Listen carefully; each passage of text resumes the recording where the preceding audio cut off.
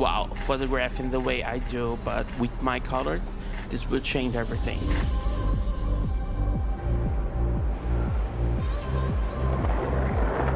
I got to see each frame, each position of its wing, and they are so beautiful that I have never seen before. Being able to move quickly and working at my brain's pace and getting those shots in the moment.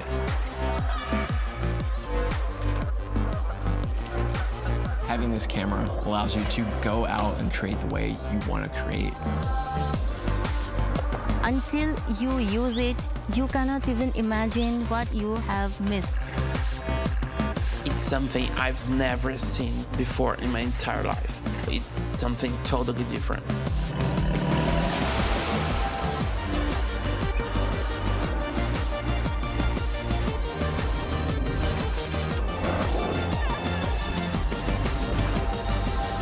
Nikon Z6 III.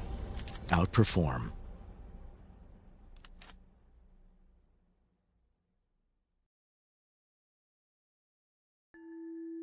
Introducing ISO Color Edge. Precision is essential for any professional working with images.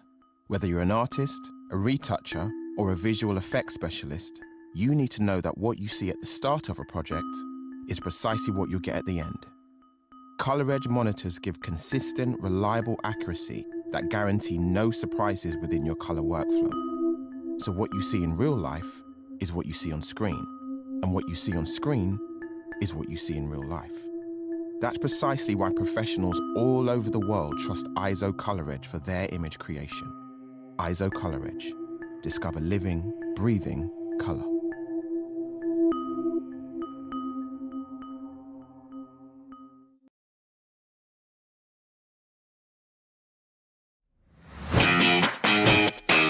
I'm Mark Rosetto from the Professional Photography Business Network. A vibrant community from all around the world who's here to supercharge your business growth. This is not an expensive one-size-fits-all course. The PPBN is a network, an online educational platform with training and resources to suit everyone. From those just starting out to the seasoned pros. You can tailor your journey to suit your individual business needs and challenges, all at your own pace. And there's new content added every week. But success is only part of the experience. To us, community is super important, as we all know business can be lonely. So join us today. PPBN is your unfair advantage. Let's do this.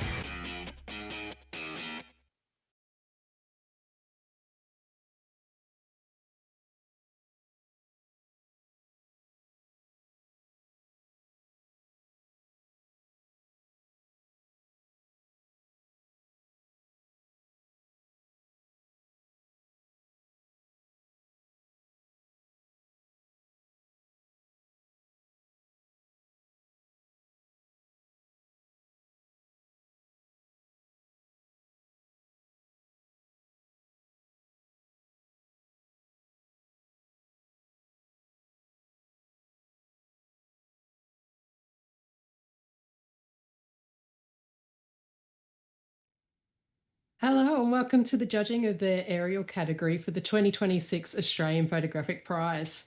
Thank you for joining us. We hope you enjoy seeing some wonderful aerial images being judged today. I'm here today on behalf of our competition director, Daniel Bingham, and our director of judging, Chris Anderson. Behind the scenes, we also have Nathan, our broadcast producer, and Daniel Bingham, our scribe. I'm Belinda Richards, your panel mentor for this session. Just to kick things off tonight, I'd like to thank our sponsors for their contribution to the competition. A huge thank you to our major sponsor, Nikon Australia, who are awarding our overall Australian winner, Nikon Product Value, up to the value of $5,000.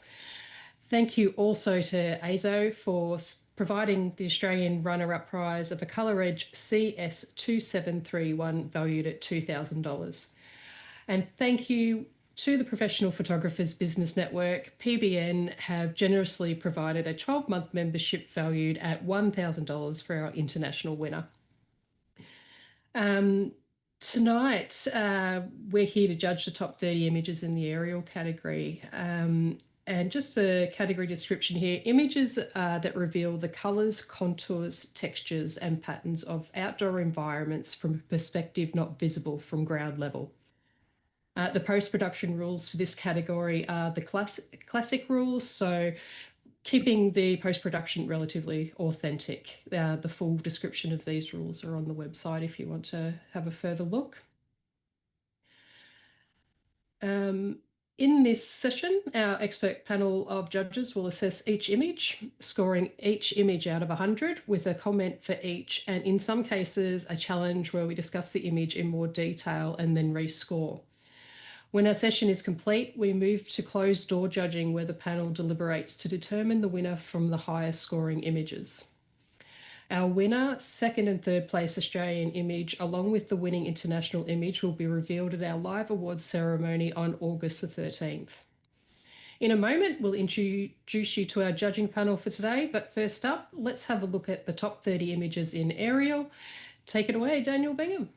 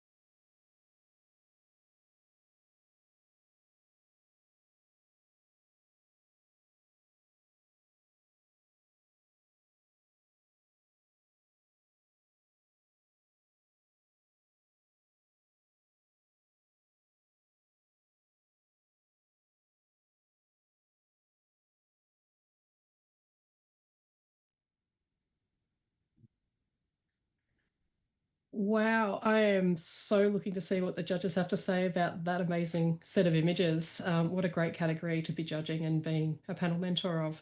Now I'd like you to meet our judging panel, drawn from Australia and internationally, starting with Alan Moyle, Chris Saunders, Johannes van Kaan, Mark Zed, Matt Palmer, Mika Boynton and Tony Hewitt. Let's start with you, Alan. We'd like to hear about you today. Oh, hi, I'm Alan. I'm here in Melbourne, Victoria, from Tasmania originally. My first, primarily I photograph portraits, but my first love was landscape, and I always loved that different perspective. That's what I always loved looking at. So when I was photographing a lot of landscapes, I was always looking for that different way of looking at something. And over the years, I photographed aerials with drones until I crashed my drone, and I photographed via a plane until I couldn't afford to get a plane anymore. No, I didn't crash the plane. So yeah, I'm really fascinated to see how I'm not going to talk anymore because I just want to get to judging because it just looks too good. Awesome. Thanks for that, Alan. And Chris from Western Australia. Yeah, good evening, everyone. I'm Chris Saunders. I'm coming from Perth in Western Australia this evening, and I'm primarily a landscape aerial photographer. And yeah, looking at the diversity in the images tonight, it's going to be really exciting to see what we all make of those. There's lots of energy in those images, and keen to see what we will make of them. Awesome. Thanks for that, Chris. And across the ditch, Johannes. Yes, hi, it's Johan. I'm from Christchurch, New Zealand, and I'm really excited about the images we've got coming through. I photograph architecture and people predominantly. I've dabbled in aerial photography, but I'm so excited by the whole prospect of what we can see there.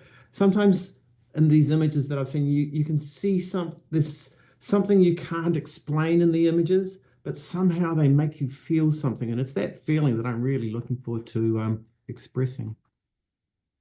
Awesome. Thank you so much, Johannes. Mark. Yeah, hi, my name's Mark Zed. I'm from South Australia. My commercial work kind of keeps me hanging around Adelaide, but I also have a little place in the Southern Flinders Ranges.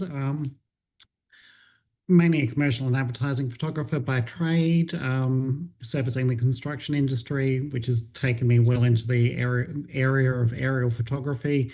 I'm excited about judging this category. It touches on all of the yummy things that I love, exploring color, texture, place, space, and how we really interpret the images and how we draw on our own experience to bring a unique perspective. So it's always a joy to judge this category and just to hear what other people draw out that you might have missed or, yeah. Awesome. Thanks for that, Mark. Matt. Hey, I'm Matt. I run Alpine Light Gallery with Mika. We show on-ground and aerial photography in the gallery. And Australia, I think, has some of the best aerial photographers in the world, and that preview did not disappoint. So I'm excited to see how all these discussions go tonight. Awesome. Thanks for that, Matt. And Mika. Yeah, in I'm another room across from that. Thanks, Belinda. I'm Mika, the other half of Alpine Light, and I also love aerial and nature photography. And I just love how aerial photography in particular really marries both the technical and the emotional side of photography. And I'm really looking forward to judging both those things this evening. And, you know, judging by what we've just seen, it's going to be a treat. Awesome. I think so too. And last but not least, Tony from WA. Thanks, Belinda. Yeah, Tony from Perth in WA, and probably shot aerial now for 18, 20 years, but primarily as a fine art aerial photographer these days. But I have come out of a career that involved a lot of other areas, including landscape and people. I'm looking forward to, as always, looking to interpret and experience the visual communication that people have put forward in their aerial images. For me, it can be a form of visual poetry, and some things are clearer, some things are, as was mentioned earlier, something you feel. So marrying the technical with the aesthetic and the emotional is always a challenge, and looks like the final 30 have been up to that challenge. So yeah, looking forward to the next couple of hours. Excellent. Thanks so much for that, Tony. So I think we can all agree we've got an excellent panel lined up for you today with a slew of judges with a lot of talent. So now that you've met them all, let's get settled and get into the judging. Judges all ready? I'm just going to pop our first judges onto the panel. We will start off with Chris Saunders, Johannes, Matt, Tony, and Alan. Okay, Daniel, can we have the first image, please? This image is entitled Salinas Grandes Mine, La Puna, Argentina.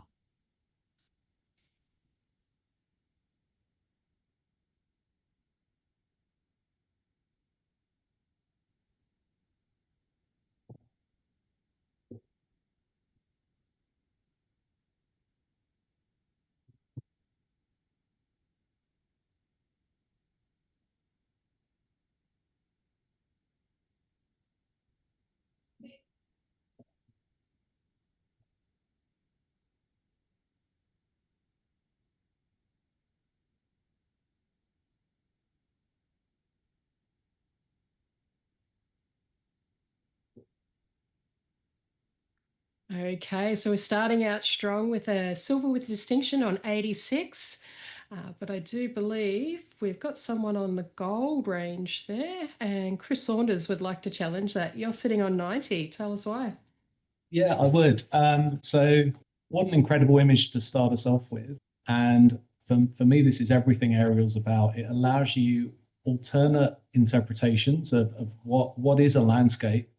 But for me, I'm seeing a kitchen marble bench top here with foods over it, lines of salt, biscuits, the patterns in the marble. There's a real three-dimensionality to it. There's a cleverness, I believe, in the way this image is balanced. It should be very heavy on the right-hand side, but I still find myself being pulled over to the left to inspect those flashes of blue. And the density of texture on that left hand side as well, and in the sort of the white marble background really adds to that as well. So for those reasons, that's why I'm up in gold. I think it is an exceptional piece that allows you to interpret in another way. And yeah, just can we talk about it and see if we can get it a few more points? Okay. Well, I'd like to hear from Matt Palmer. You're sitting on 83 in the Silver Age. Yeah, I scored it into 83 because I also saw it as food, although maybe a corn cob in there as well. I think the thing that was holding me back from going higher, and it isn't necessarily a bad thing, it's just the thing I'm still calculating, is the space between the two objects. So there's no doubt that there's like an asymmetrical balance between those two sides. And I'm just undecided as to whether I want those things to be get together or whether the whole sparseness between them with that just one road going through it is what the story is all about. So perhaps if you can talk a bit more about that. Excellent. Johannes, you've got something you'd like to add. Good. Yes, I have. I was with you, Matt, and the lack of balance or whatever it was, and that big gap in the middle, it was kind of putting me off to start with. But I think Chris really pointed it out to me in a beautiful way. That gap kind of separates them. They're two opposites. You've got the blues and then you've got the warm colors, and they're just so nicely balanced if you really, really think about it. Even with the use of texture in the black background, the simple lines in the blue have that sort of almost a sandy texture behind them, whereas the other elements on the right-hand side are separated, but they're on a sort of cleaner background. So you give more time to considering those, and the blue ones become a little bit incidental, but because of the strength of the color and the oppositeness to the right hand side, it actually works out very well, and it's just masterful. And I've actually decided I'm going to go up from 87. Thanks so much. Thanks for that, Johannes. Tony, you've got something you'd like to add?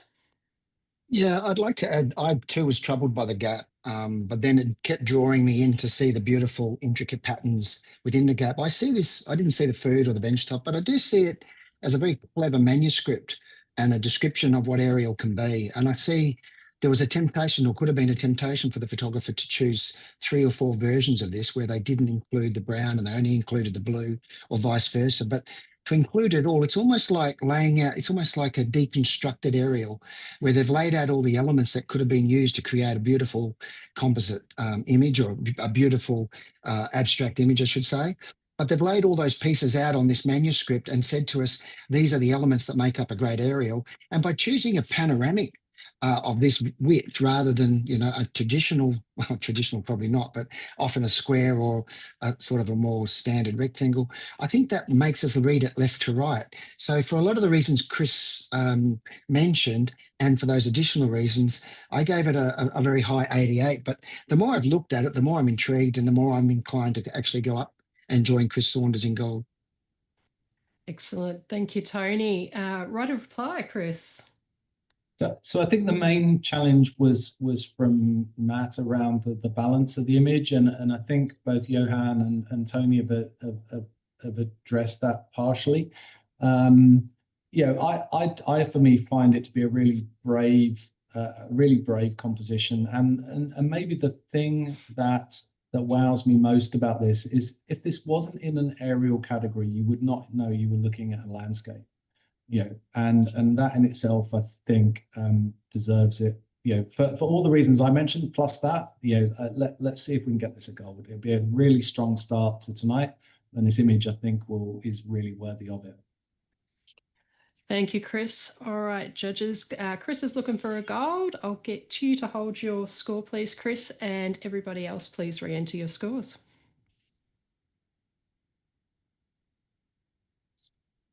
And we have a gold on 90. Congratulations to the photographer. What a way to start the category. It's a sign of things to come. That's amazing.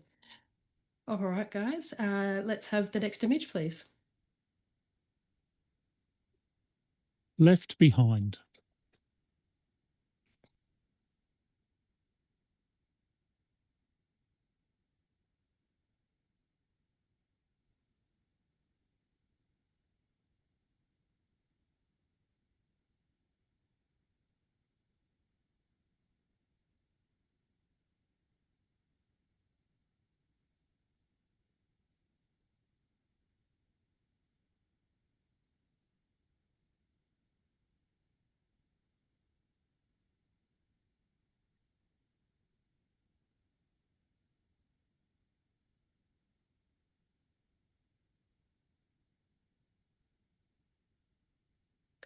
And we have a silver award, 81.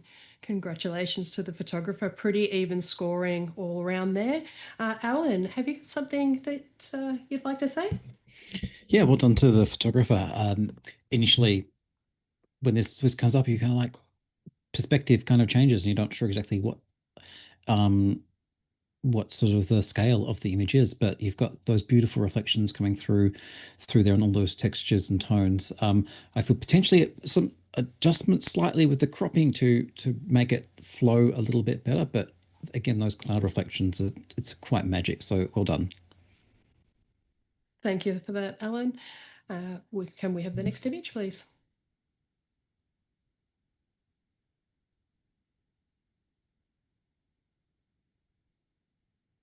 Film strip walkway.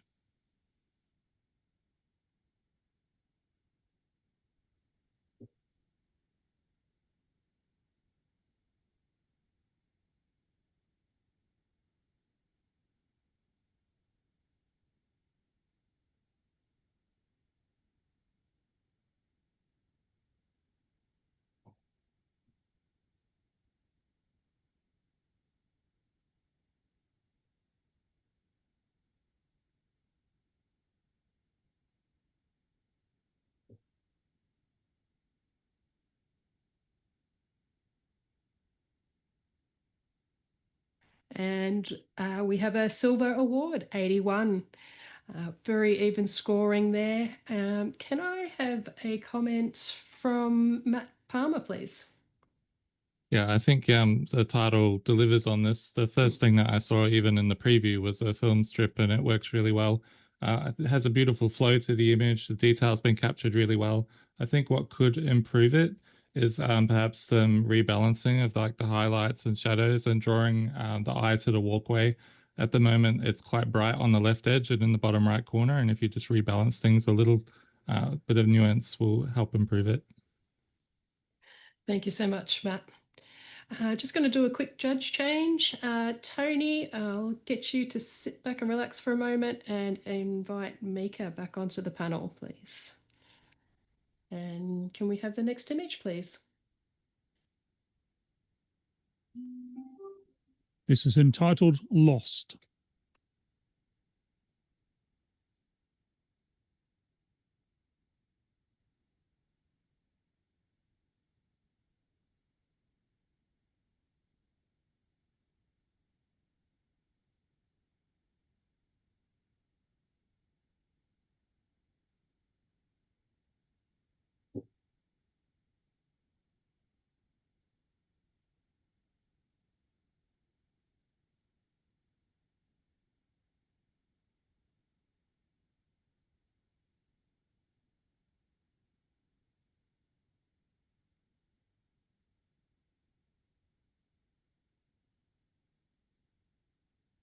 Okay, we have a silver award at 82.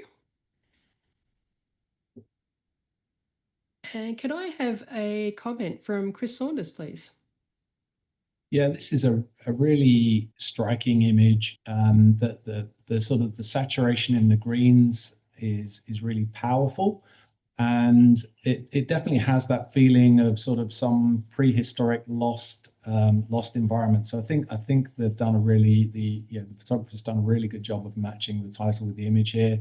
Love the way the river pulls you round the image, and you can explore the foreground and the background just by looping around that central peak. I think the drama in the sky, to my taste, is a bit overly processed, and maybe just pulling back on the contrast in that sky region would lift this image even further for me. Thanks for that, Chris, and congratulations to the photographer on your silver award. Chris, I'm going to get you to sit back for a moment and invite Mark to join us on the panel. Can we have the next image, please? Ranfurly winter trees.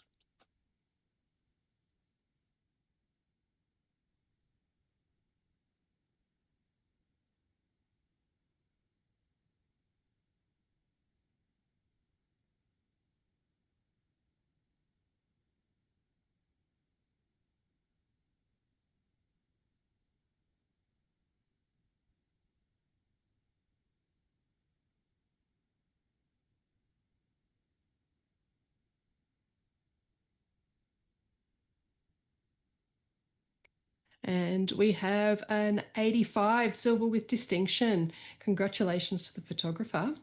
And can I get a comment from Matt, please?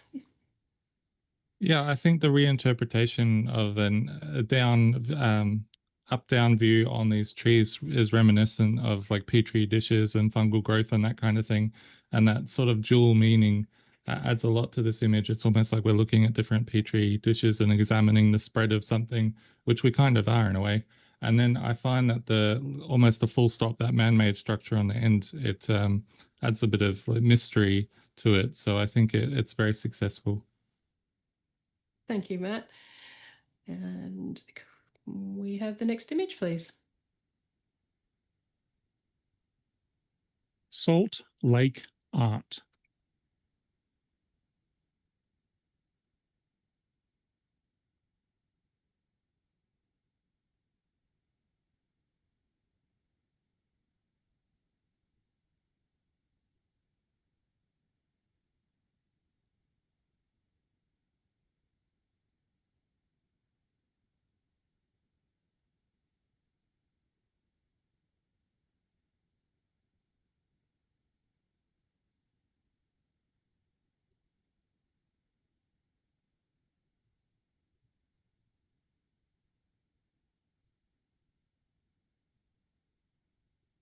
Okay, we have a score of 81, a silver award. And Alan's thrown his hand up here. He'd like to challenge. You're sitting on 86.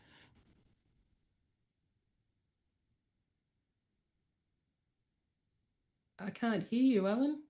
Sorry, so those There we deep go. blood, sorry, the deep blood red sort of feel when this first comes up, that has that almost biological vein kind of feel happening to it and progressing through.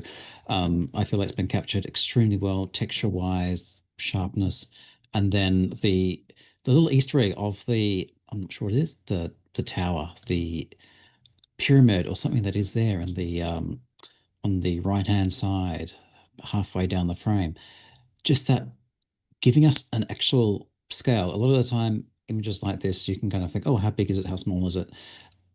But for that there, it actually gives us a definite sense of the scale throughout this image. And just adding that little extra element, I think, bring this up into that sort of next sort of range. So again, like I'd love to see this come up a little bit higher. Yeah, so I'd love to hear what people had Had to say. Excellent. All right, Mark, you're sitting on 78. What have you got to say? Yeah, look, I think this is a really well executed visual communication of the scene. For me, there was just not the right amount of breathing room, particularly up at the top right-hand corner. I wanted to see kind of more of an ethereal flow up of that dispersing redness come through, and it was just a little bit truncated on that top right-hand side. But I'm willing to hear a little bit more. Okay, you've got a little bit of support there from Mika. Ellen, she's sitting on 83. I love the color palette of this photograph. It's almost like Neapolitan ice cream, or I mean, there's so many ways you could go with it. I like the blood analogy. I scored it 83 silver, and I would have gone higher apart from two things. There's just a couple of areas where the whites have lost all detail, and I just find that draws the eye unnecessarily.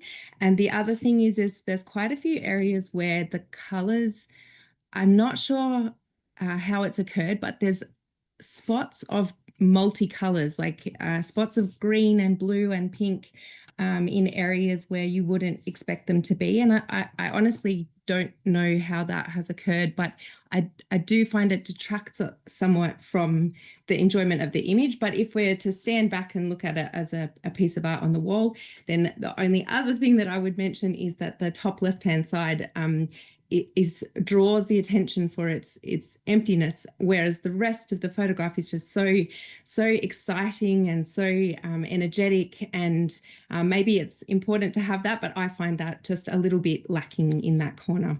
But it is a very exciting photograph. Thanks for that, Mika. Alan, you write a reply. Yeah, I find that sort of space up in that top left gives us that beautiful contrast from the chaos that is generally happening with all the other texture. And then you actually have that little line that's just there, kind of across the top there from the left side, that just brings us in. So we're reading it, brings us right into the frame and brings us down straight into that flow that comes beautifully down.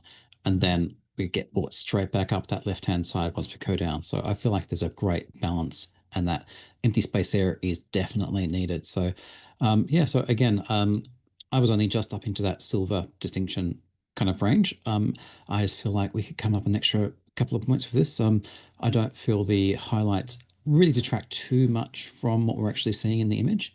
Again, if we probably dulled those down a little bit, the dynamic range of that, the dynamicis, that's a new word I've just made up, dynamicis of the contrast will probably drop a little bit. So yeah, I just love to see it come up an extra couple of points.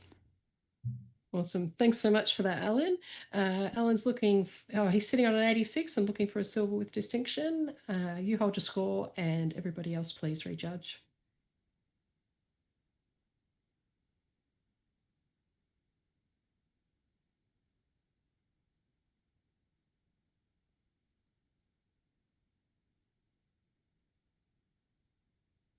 And we've come up a couple of points to an 83. That's a silver award. Congratulations. Every point counts. So I'm sure the photographer really appreciates the challenge. We might just take Johann's off, let you have a rest for a moment, and Chris Saunders will invite you back onto the panel. And we'll have the next image, please. This image has no title.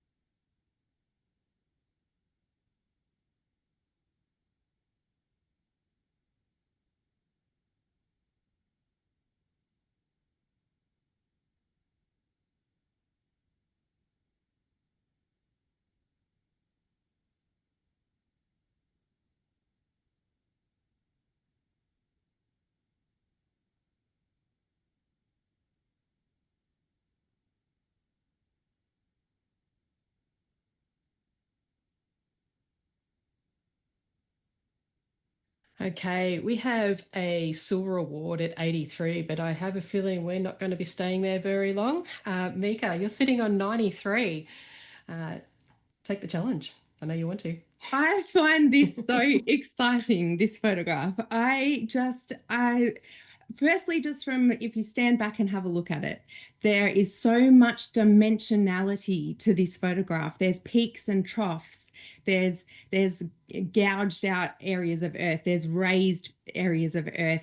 There's this amazing color palette of blues and oranges and reds and golds, and the color palette is just, you know, it's been so well handled. There's no flatness of color at all. In fact, that was my next thing I was going to say, is when you actually go in and look at the detail is just so rewarding. Like, you could crop this photograph a million times and just love every single crop. There is so much texture and so much detail, an unbelievable amount of interest.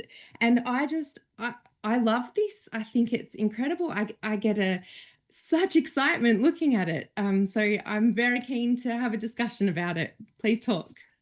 Thank you for that, Mika. Love the passion. We're just going to go to Alan. You were down on the other end at 77. Yeah, I love your passion, Mika. For me, what's happening here, like I'm just drawn. I can see those things. I can see those colors. I can see what you're saying, the detailed texture, all that cropping. But my thing is, like, it seems like the top just seems too heavy. It's like there's some really strong blacks. It's almost like the top's been burnt in a little bit, and then the side's been burnt in again, especially on that right-hand side, where that highlight just takes us right to the edge of the frame and takes us out of what's happening. So for me, I don't get that sort of flow visually through the image. I'm kind of just get completely lost where I'm actually supposed to be looking. And then, yeah, there's just that too, I'm going to say it's like part of it's cooked right, part of it's cooked a bit too burnt at the top on the edges. So, yeah, I'd love to hear a bit more to bring me up. Okay, thank you for that, Alan. Mark, you've got something you'd like to add to this? Yeah, look, I'm glad it's sitting in the score range that it's sitting, and I really like with Mika's comments are beautiful, and I resonate with it all. I wanted to see this image. I wanted to get into it more. It's gorgeous in so many ways, but post-production is just let me down a little bit. Like, this is the type of thing that would scream itself out of the page, out of the screen at you, with a little bit more delicacy in the handling, particularly in the edge of gamut colors in the reds, and also in those shadows in the darks. It's just that little bit, to use Alan's analogy of baking, it's a little bit over baked for it to really kind of climb up into that gold range for me. Okay, thank you for that.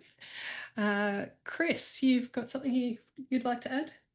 Yeah, maybe just Mika, I was on 81 and I loved it for the reasons you did, and I guess I have it where I have be for the reasons that Alan did. But the reason I actually wanted to talk to this image was more around the capture and the execution, which I think is causing the issues I have with it, and maybe some of the concerns Alan raised, which is, aerial photography, you have that choice of whether you shoot directly down or whether you shoot it from a bit of an angle. And I think this particular image has been shot at an angle, which means that the balance between these mounds are all the same size top to bottom, but the sort of the vanishing point isn't really adding to the image, and I feel it would have been that much stronger with a direct vertical down. So I would need, I think, to come up in the range, I would certainly want an explanation for that deliberate choice of shooting it at an angle rather than getting that camera really pointing down and flattening the image out so we can appreciate the three-dimensionality of it in its own right, I think. Thank you for that, Chris. Mika, back to you. So I don't really see this as a landscape. I see this as a work of art, and therefore I am excited by the colors. Like, when I am also someone who is a little bit wary of oversaturation, but I don't think that's what we're seeing here. I think that the colors have been incredibly well handled. They're bold, they're exciting, and I think sometimes it's important to ask, with this kind of thing, this is about the emotion, and perhaps it's not giving the same emotion to everyone, but it's certainly giving it to me, and hopefully that counts for something. I want to address the thing about being lost in this photograph.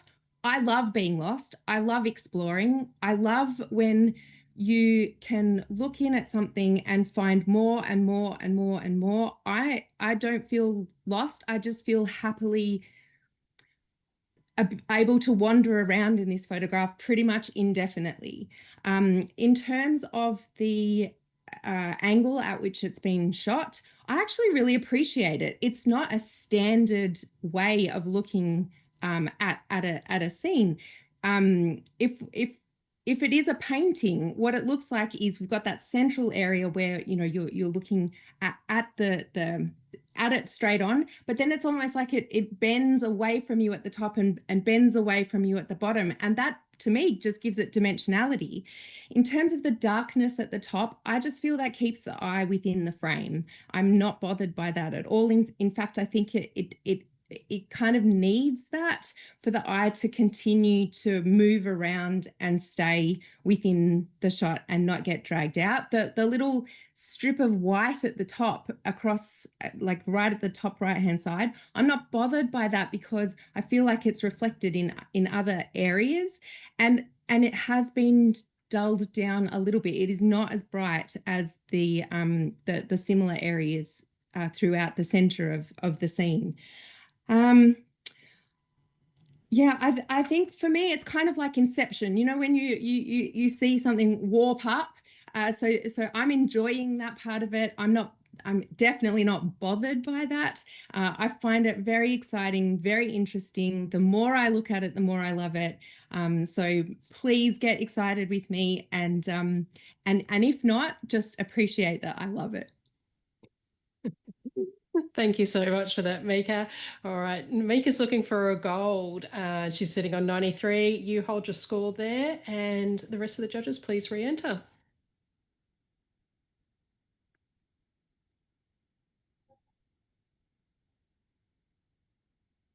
And we've moved up a point to 84. Congratulations to the photographer, and I'm sure they've really appreciated that challenge, Mika, so thank you. I'm going to get Matt to take a minute, and we will bring Tony back onto the panel, please. And we'll have the next image, please. Tennis courts at Gimmerburn.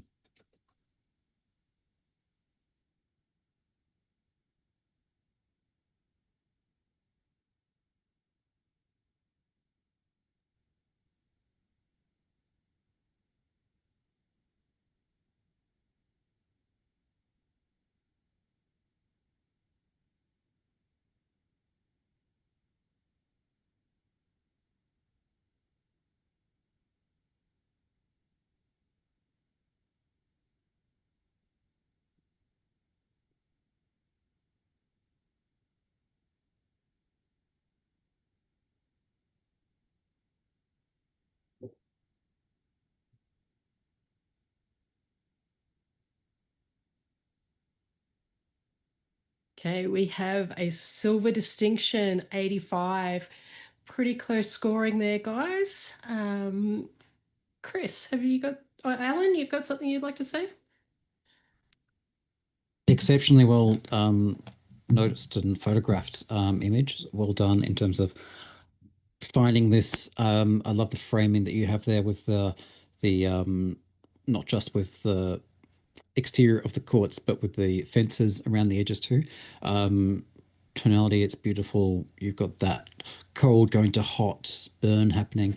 I feel like potentially there is some of the darkness up in that sort of top right hand corner, left hand corner. I feel like that's possibly a little bit too dark and burnt in. But apart from that, I feel like this has just been handled really well. So congratulations on your award. Thank you so much, Alan. Can we have the next image, please?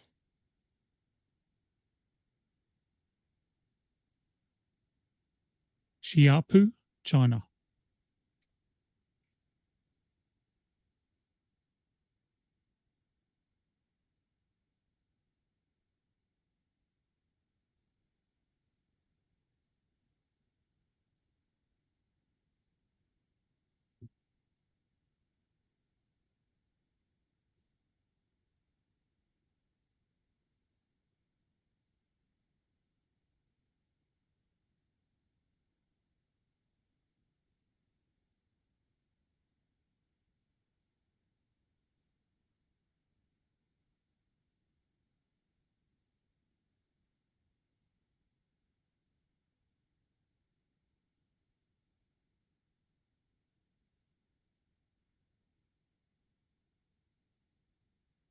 Okay, and we have some pretty even scoring here, 83 silver award. Chris, you've got something you'd like to say. Yeah, I wanted to recognize, going for a black and white image in an aerial photography category, which is traditionally sort of submitted with high color saturation, was a brave choice, and it's worked really well in this instance. I love the way that this image, it messes with your eyes a bit. It's almost like it's not sharp, and you're wondering whether you're looking at something blurred. And then when you really get in there and start staring at it, everything is absolutely tack sharp. I love the contour type nation. It's a bit like it's a bit like you're looking at a contour map of something. So yeah, there's a lot to really like in here. To strengthen this image up, I just find that the right hand third of the image isn't really contributing as much as the left hand side, and just needs a bit of a rebalance. So overall, I think to get it up into a higher range. Excellent. Thank you so much, Chris. And congratulations to the photographer on your silver award. And we'll have the next image, please. Swarm.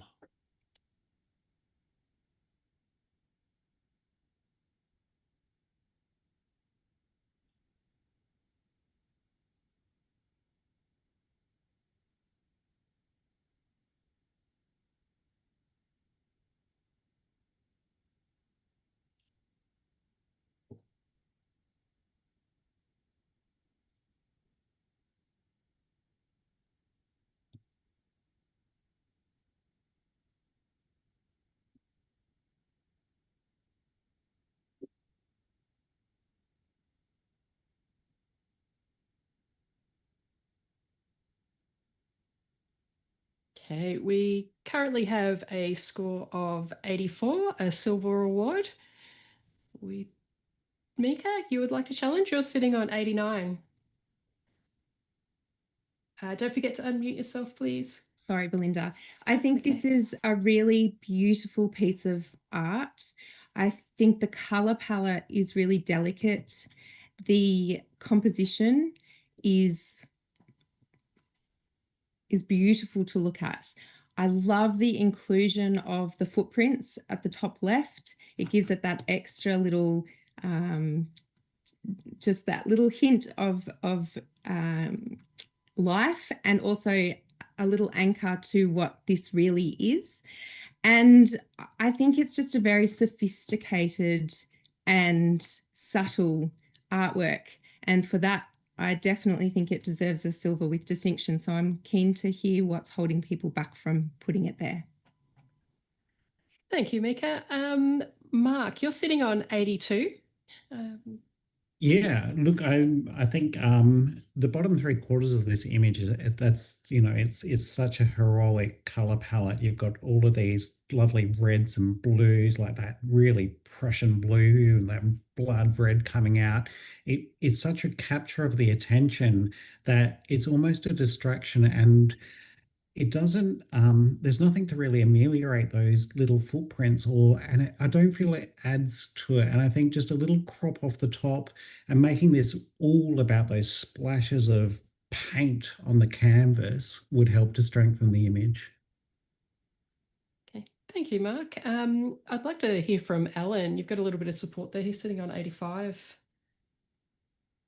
Yeah, I definitely agree with what has been said. What the extra points I had in there too was like the fact that those lines that have been drawn through. I don't know if it's wind blown or something like that. It's just the straightness you get just dragged across from that sort of top right down. It is just absolutely beautiful. Again, for me, I felt potentially I would have come up higher, but I feel like the flow hasn't quite got me in that sort of I guess compositionally I haven't come to terms with exactly where I feel like this should sit compositionally in terms of the highlights at the top, that sort of flowing down. It's definitely beautiful. I definitely believe it's still up in that silver distinction range. So yeah, I think we should be up there too. Excellent. And back to you, Mika. So that the only thing I'm really hearing is that the footprints don't meld with the vibrance of what's going on down the bottom, and I think to crop them out would be a travesty. So for two reasons. Firstly, I love that hint of life, real life, because it's got so much vibrance, but it's inanimate. It's like I can't remember who said it in the beginning. I think maybe Mark, that it was like Prussian blue paint. Like it's like it's been put on a paintboard, and I think it works really beautifully together. And I think that wind blown streakiness that goes up well, I see it going up rather than down, that needs somewhere to go to. Your eye travels from those paint splotches at the bottom, and it's like the paintbrush has whooshed it up into the air, and it needed that place to go. To crop any off the top, I think would really kind of cramp the feeling of space that gives it. And so I feel that the I feel like the place that has been photographed is difficult to compose well. And I think that the photographer has handled it exceptionally well. And I think we should be rewarding the artistry and the technique of this photograph. Thank you, Mika. Okay, you're sitting on 89. We'll get you to hold your score there, and all other judges, please rescore.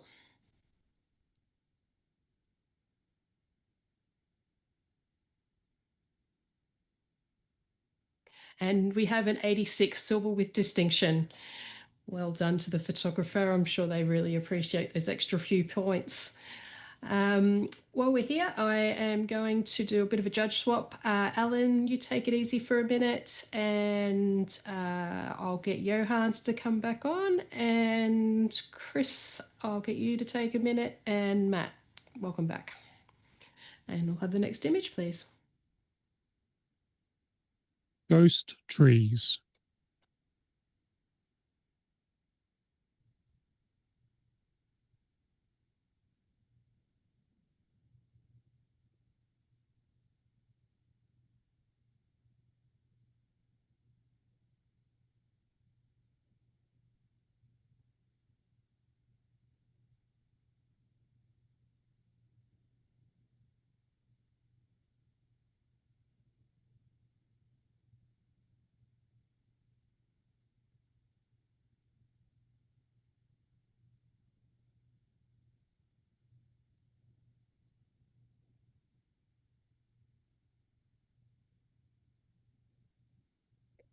All right, we have pretty consistent scoring. We've got a score of 86, silver with distinction.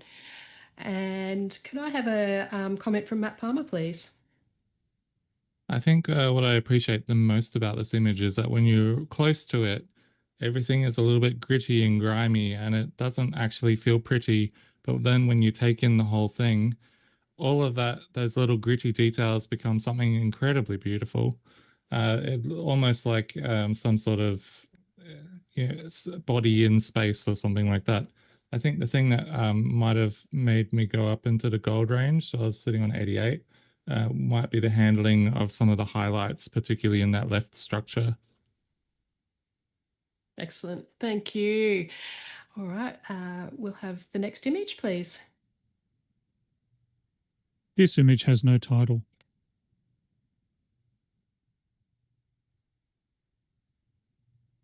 Oh, Tony, sorry, I missed your conflict there. Alan, can I get you to jump back on for a moment?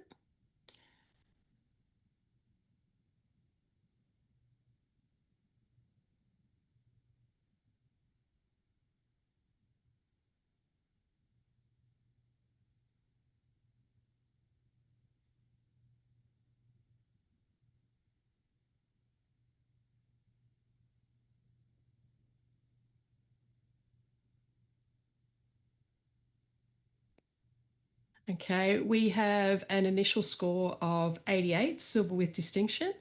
And Matt, you're sitting on 91. You'd like to challenge. Take it away.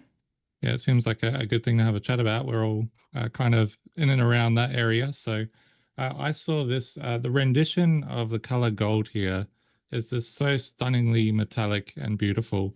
And from that, it's almost like all the other pieces fall into place. So I kind of see it as almost like melting liquid gold. And we're drawn into this area of heat on the left. That's the gold in its kind of molten state. You've got this beautiful color of blue on the left there just to provide some sort of juxtaposition with the gold, almost like a little bit of a relief of something cooling down. And then just to subvert all of that, we've got this gorgeous wave that's coming up the beach here, just to bring us back to something that's very natural and quite authentic. So it's almost like it's so hard to believe that this scene exists in nature. and it's so stunning and beautifully and handled with the greatest of care. Yeah, so I'm interested to see what's holding people back from gold. No problem. Thanks, Matt. We're going to go to Alan next. You're sitting on an 88, so you've got a bit of support there, Matt. Yeah, I'm a little bit soft, as in my score, not me. The dimensionality of this as well is amazing because again, from that sort of right-hand side, it feels like you're flowing down into the waves crashing, but then it's almost you can like go through that archway into the red. It's just it draws you in so many different ways, and then when you sort of look in it closer, it almost has like a plumage feather-like quality in that sort of texture, especially around that sort of the top of the arch with the blues and that. It has that organic, almost feather-like quality in that texture, that dimensionality coming through, and then that I feel like I'm in some kind of weird sci-fi movie and I'm flowing in, and it's just yeah, I was soft. I'd love to see this come up to that gold range too. So yeah. Wonderful. Thanks, thank you, Alan. Johannes, you've got something you'd like to add? I've got a question that I'd like answered, but I feel I've kind of answered in my head, but I haven't got the right words for it. I love the sense of balance that this image creates. It's powerful, it's shocking, it's striking, it's calm, and I love the split down the middle where we've got all the action and the busyness on one side, and then we've got this beautiful granular texture down the side, and I was struggling with the brightness down the right-hand side because I'd go there and I'd look over there and then I'd sort of have to force myself to come back. And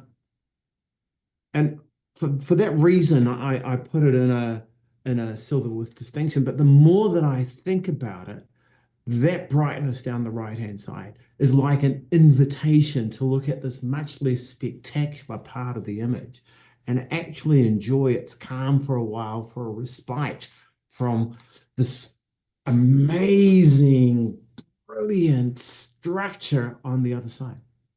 So I think I've just put myself up. Well done. Thanks, Johannes. Mika, you've got something you'd like to add? So similarly, I echo Johan's sentiment about the query of the brightness down the right-hand side edge, but also the green at the base there. There's what's going on the left is exquisite, and I saw peacock feathers too. I mean, the way that those colors blend into each other, it is like looking at a feather. It's incredible. But then the space on the right asks you to go and inspect what's happening on the right. And when I go over there, sure, my eye gets drawn down that bright area, but then it hits that green tinge at the bottom, and I get stuck there, and I don't want to be stuck there. So perhaps I need to assess what that's worth and whether that's enough to hold me back from gold. But that is what's holding me back from gold. So if that can be addressed, then I'm with you. Excellent. Thanks, Mika. Matt, back to you. Yeah, thank you. Thanks, Alan, for raising the iridescentness of it as interpreted as a feather or something like that in nature. In terms of the brightness on the right-hand side, I think you did a great job of explaining that, Johan. But one of the things that I appreciated is almost the movement that's generated on the right-hand side. It's almost like you're getting sucked into the wave, which could very well be what's actually happening within the nature part of the scene or the natural part. In terms of the green at the bottom, I was wondering if you were going to notice that. So in gold, it allows, it says with few, if any, distractions. So I'm interpreting that as few, as in one, and calling that the one distraction. And had it not been there, I would have been on gold with distinction. So yeah, weigh it up how you like, but I would say that there is room within gold for few distraction. Excellent. Thank you, Matt. You're sitting on 91. You hold your score there, and I'll get everybody else to please re-enter their scores.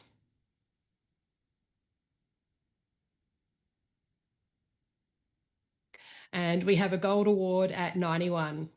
Congratulations to the photographer. Great discussion, judges. I'm sure the photographer is stoked.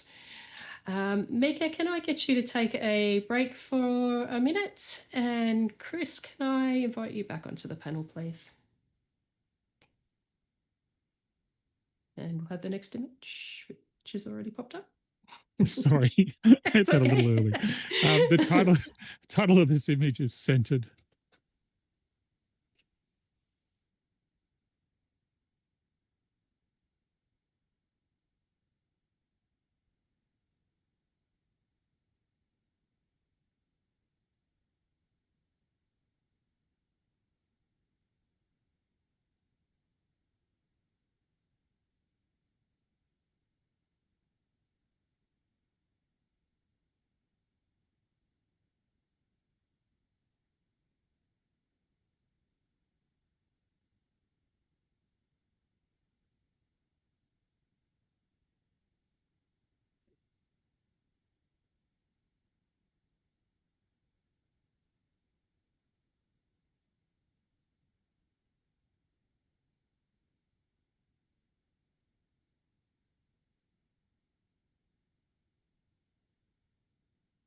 Okay, and we have a score of 83 as silver award.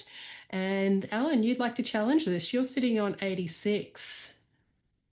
Oh, I definitely feel like this needs kind of that ground that licks. I almost want to lick this, but I also feel like we've dipped some chalk into something like there's just a soaking nature. Like you've got that beautiful contrasting blues to the warm tones to the whiteness. Again, it feels dangerous, but I still want to lick it or touch it or eat it or something. It's beautiful. Those tones, the lines, crispness that you get through those lines on that, especially coming down through that center, the formation that you have of almost that triangle pyramid, and that line leading us right up through the top, which brings us straight down. It has a beautiful unsymmetrical symmetry to it.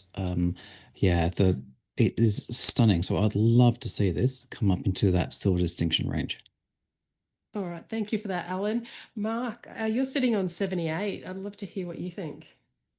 Yeah, look, the top right hand corner really it drew me in, and I cannot go away from those three little points of light sticking out of that iridescent blue.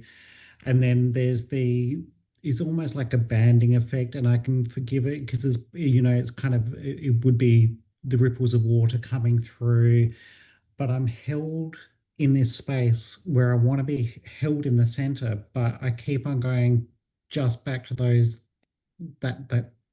emptiness, and it's just got those little points of light that are just holding me in there. So that's kind of where I'm sitting with things, but I'd like to hear more because the rest of the image is gorgeous. Thanks for that, Mark. Chris, you've got something you'd like to add to this? Unmute yourself, please. Sorry, guys. Yeah, I was on 87 with you, Alan, as well. And this was all about the feels for me in this image, and it just felt very tribal. And I can't really explain it, but it just had a density to it that was working for me. I'm gonna use one of Matt's arguments here and say, look, there's 3 white dots in that right corner. You're allowed a few in gold. Surely you're allowed 3 pixels in a silver distinction category. The reason I'm not in gold is because the lack of detail in that top right hand corner. But I believe the photographer has captured what was in front of them at the time, and yet at the same time, with that deficiency, they've managed to create a real, there's a level of density to it, and most of all, I just want to see Alan lick the image. So yeah, let's see if we can get it a couple more points. Thanks, Chris. Yes, I'd like to see Alan lick this screen as well. Alan, right of reply. I'm not licking it if it was there. I know that back in the days of print judging, we would have all gone, oh, can we get a glove or something like that to try to get those little dots off. And again, I would be up in gold if it wasn't for those two. And the fact that we have that lack of clarity that comes through in that sort of top right hand corner where the lines aren't as strong. Just shows that extra soaking that sort of happened through there. So, and just, address the other bits and pieces too that haven't been mentioned. So there's just those little dots of blue that are just sort of sprinkled around. Again, this just feels, again, it feels culinary. It feels like there has been something made. It's been dusted. It's beautiful. The jelly soaking in. Blue jelly's the best. I feel like we just need to come up an extra few points. So I'd love to see this come up.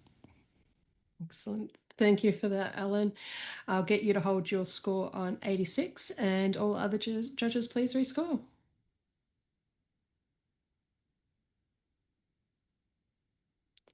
And we've got a silver distinction on 85. Congratulations to the photographer. Okay, can we have the next image, please? Dance of the Seahorse.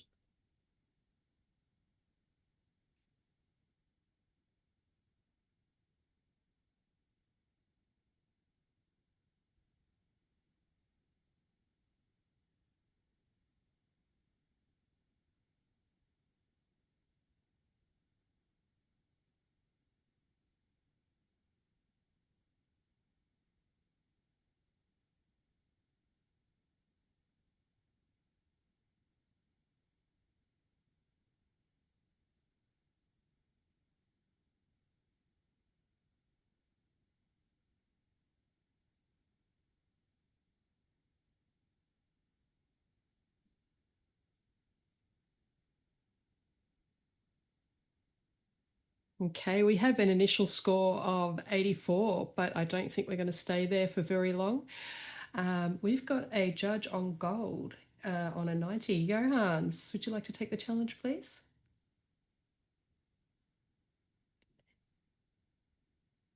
Absolutely. Awesome. It's so simple and so strong, and it's so rewarding. Like, I was ready to not give it gold. Like, I was thinking, I know when I look in close, I'm just going to be disappointed, but I wasn't. I went in close, and there was a dimensionality to the veins that you can see. There's a three-dimensional feel to them, and through the whites, and quite spectacular. And then you've got this form that feeds up to that column of white at the top. It's just beautifully done, very well balanced, but I love the way that the edges around the bottom elements, the red elements, they're truncated, and you're left there wishing for more. This battle scene is fantastic. I gave it a 90. Excellent. Matt, you're sitting at the lower end on 81. Yeah, I put it into silver because of the impact. I think the sharpening on this works really well in some areas, and it gives you that kind of crispiness that you can really enjoy in an aerial. And then in other areas, I feel like it's actually depriving us of some of the smoother areas of the image. And also there seems to be some unusual color kind of appearing in areas of detail. So for example, where the main form curves around to the left, there's that little kind of circular area to the left of that, and that's just one example throughout the image. There's some areas of quite odd color where it's almost like the different colors have separated out along an edge. So there's a few technical handling things that was holding me back, but I'll listen. Excellent. Thank you, Matt. Chris, you're sitting on 88, so not too far from gold. Your mute button. Sorry, that's twice. All But right. third Welcome time, I back. think I'm off the panel. So firstly, I'd just like to say maybe ignore the title on this one. I didn't see a seahorse, but what I did see was a scene of a central figure, maybe some sort of devil or something like that, with his arms up, and being worshipped by a bunch of cohorts in the foreground, rising up out the bottom of the imaging, praising this person who. So I'm getting sort of those vibes of of worship and devil and those sorts of and the colors are supporting that. And I think that's why I'm a bit more prepared maybe to accommodate some of those technical deficiencies, Matt, around the color, because they are there. There's something a bit funky going on in some areas where you wouldn't expect to see the saturation colors. But when you look in the whites, for the most part, when you really zoom in there, there's an absolute level of texture in those whites there. So on one hand, there's a very high level of technical execution, and then just in some areas, it's just fallen away. So look, I was on 88 for the reasons that I've explained. I'm not in gold, but I do think it's worth pushing over into that silver distinction category. So Alan, I'm very much in support of you, and maybe just a different interpretation might carry another point or two for others. Awesome. Thanks so much for that, Chris. Back to you, Johannes. Awesome. This is on fire, this image. It's you can feel the strength of the flames of hell. You can see the contortion of the pain. And then you've got this beautiful, almost crisp white happening around it that gives it a sense of fire and steam. I love the flow of the figure through the middle and up through the column I mentioned before. I agree with Chris's analysis of the funkiness of some of the colors that you're seeing, Matt, in the backgrounds.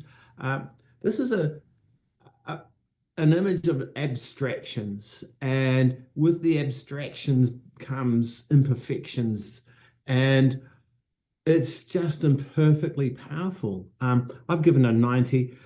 Let's see if we can do at least a silver with distinction. It's just a couple of points each. Excellent. All right, Johannes, I'll get you to hold your score at 90, and if all the other judges, if you could please rescore.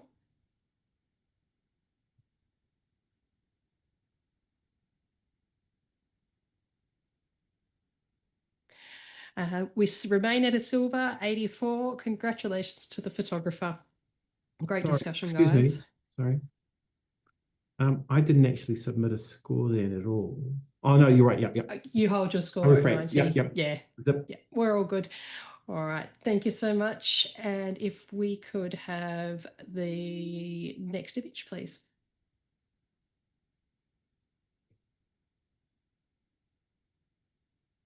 This image has no title.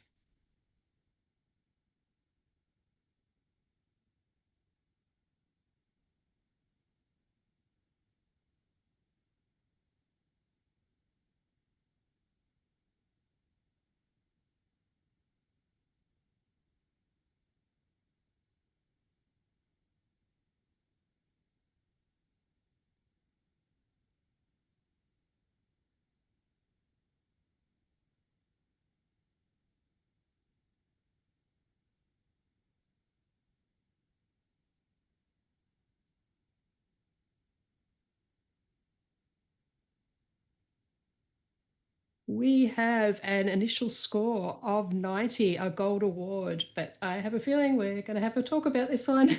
Matt, you're sitting on 97. Yeah, I put this into the distinction range for a few reasons. First of all, I think the monochromaticness of this is just handled stunningly. It allows those areas of highlight that might have been a problem in a perhaps in a color image to really sing and give us a sense of vibrance and this kind of metallic feel. And then you can interpret it in different ways. So you could interpret it as fabric and all of those animal trails going through the image, both delicate trails and then great migrations on the bottom. It's almost like the threads of the image are coming apart for us to see. And then after you examine all of these incredible details, you come out and then you see like the face of a rabbit or an alien or whatever creature you want to see in that. But so strong as well, and that path of migration becomes kind of like a mouth, and then the water becomes a giant eye looking at you. So I just thought there was so much dimension to this image, so many ways to interpret it, yet so simple, so beautifully finished. Thank you for that, Matt. I'd love to hear from Mark. You were at the lower end at 81. Yeah, I was. There was a few things holding me back. Like it's a very striking image, and I love all of those little animal trails and the almost ant-like nature of it's kind of like a swarm of ants moving through this landscape. We're about to surround an animal or becoming part of it. There's a lot of story that we can read in here, but there was a bit of conflict, particularly around kind of the muddiness of the way that the tones have been brought down around the edges. It feels a little bit like we're forced too much into that central area where I don't know whether that's necessary. And when we get to that central area, there's this kind of tension between the monochromaticness of the entire image versus this really kind of warmth coming through the highlights at the bottom right hand side of the lake there. So there's just a few points that are holding me in conflict that aren't allowing me to just really step back and appreciate it for what could have been with a little bit of different treatment. And that's kind of why I'm holding back, but I'd love to hear a little bit more, and I'm open to yeah, hearing what others have to say about it. Thanks for that, Mark. Alan, you're sitting on a 91. Yeah, and again, my score was a little bit soft, sorry. What I love about this is it almost feels like almost like it's like a time lapse. It feels like, it's been photographed and these things just been moving and it's just like drawing over and over again, or a kid's got their pen and just started scribbling on it.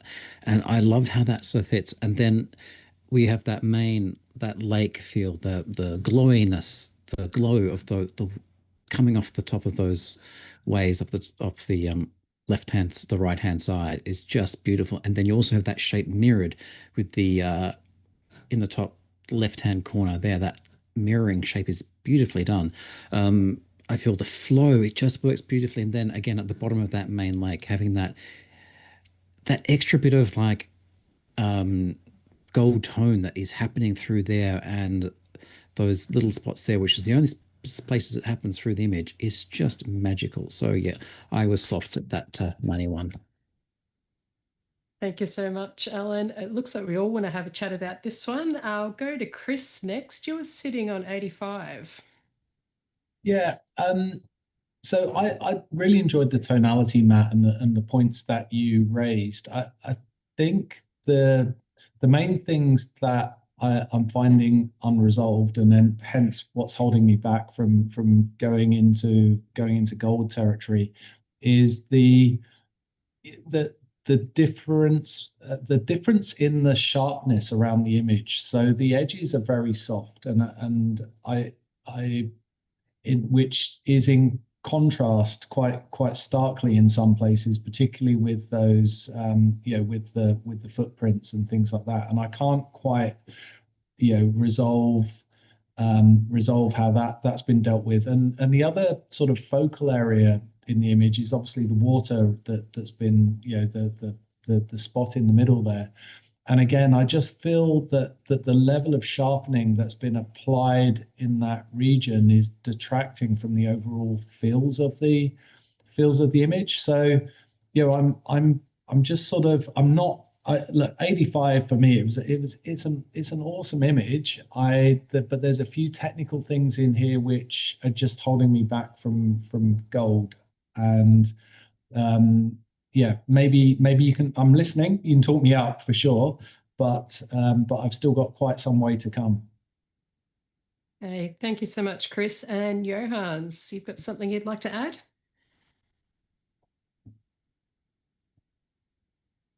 You need to turn your microphone on. Hey, Johannes. Yep, there we go. There we go. Back. It's I don't see it as monochromatic. It has a monochromatic impact, but I see it as being color reduced, and that works to its benefit. To think of it as a black and white with color in it, I think is the wrong way to consider this. The photographer has simplified the image by reducing extraneous colors. Yes, there is that orange around the base of the lake, but it gives a point to rest underneath that bright white, and it sort of acts as a balance to it. The softening around the edges, I did ask the same question, and I wondered if that was an influence of shadowing, because it seems to be happening in the darker areas, and whether that's a case of the items on the ground casting a shadow which is somehow soft. I don't know. But it's quite stunning, very simple, quite spectacular. I gave it a 92. And I feel very comfortable for it to be a gold of some form. Okay, thanks, Johannes. Right of reply, please, Matt. Yeah, thank you. A really interesting discussion all around. So to address some of the points that have been brought up. So for me, some of the warmth and the highlights, that is actually giving me a kind of like a vintage portrait feel. So it's almost like I'm looking at an old photograph of whatever this creature is. So I kind of like that coloration invites us to reinterpret this in another way. In terms of the edges being soft, I'm not quite seeing that as much as you are, but what I do see is that it appears to be soft where the foliage is most dense. And where it isn't dense, you're seeing the crispness of the edges of those plants up against the sands or the ground. So I invite you to consider that. The sharpening in the eye, I agree that it is very sharp. I'm reading that more as the specular highlights. So shooting this in a very bright situation where perhaps the sunlight is bouncing off the water and then coming towards the camera a little bit more, and which I think makes it all the more remarkable and clever that they've processed it and presented it in this way. So I'm in gold with distinction, not just gold, but gold with distinction. The way I'm seeing it is, for me, it's emotionally powerful. It's telling multiple stories at the same time, and you can revisit this image and find a different story each time you come to it. Creatively groundbreaking, I think it achieves that. It's so subtle and yet so bold in other ways, and I just think it's absolutely brilliant. So we are in gold, but I invite you to come up as high as possible. Thank you for that, Matt. Okay, Matt's sitting at 97. I'll get you to hold your score there. And if all the other judges could please rescore.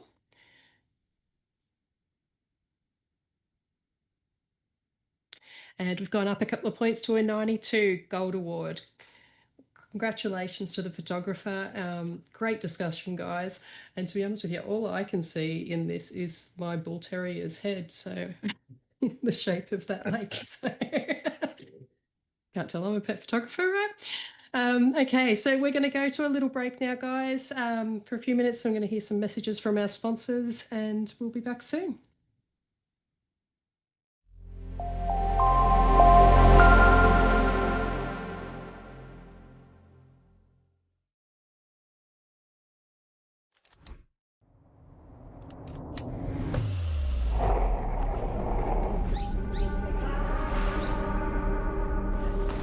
Wow, photographing the way I do, but with my colors, this will change everything.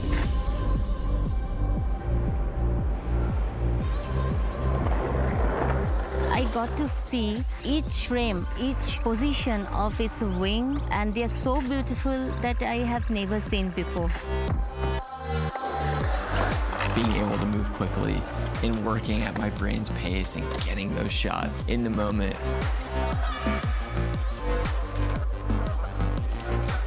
Having this camera allows you to go out and create the way you want to create. Until you use it, you cannot even imagine what you have missed. It's something I've never seen before in my entire life. It's something totally different.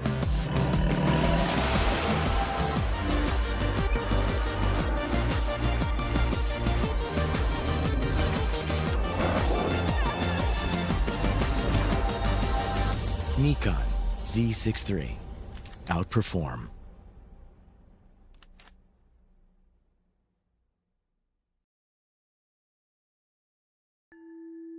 Introducing ISO Color Edge. Precision is essential for any professional working with images. Whether you're an artist, a retoucher, or a visual effects specialist, you need to know that what you see at the start of a project is precisely what you'll get at the end.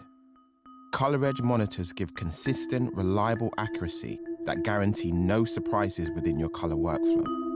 So what you see in real life is what you see on screen, and what you see on screen is what you see in real life. That's precisely why professionals all over the world trust ISO Color Edge for their image creation. ISO Color Edge. Discover living, breathing color.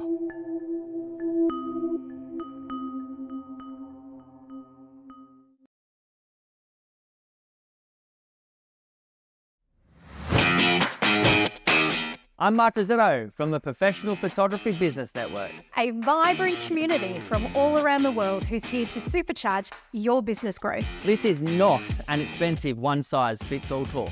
The PPBN is a network, An online educational platform with training and resources to suit everyone. from those just starting out to the seasoned pros.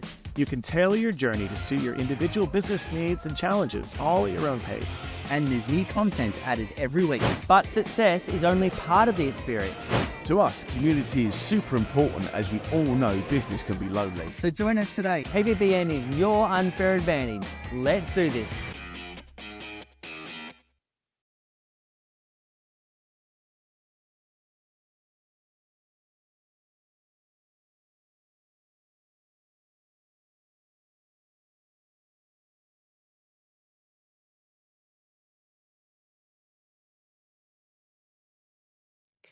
Welcome back to the Australian Photographic Prize. We're judging the aerial category and we're going to jump straight back into it. But before we do, I'm just going to invite Mika back to the panel and give Alan a bit of a break.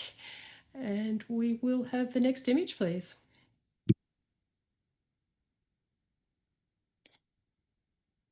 Mud flyer.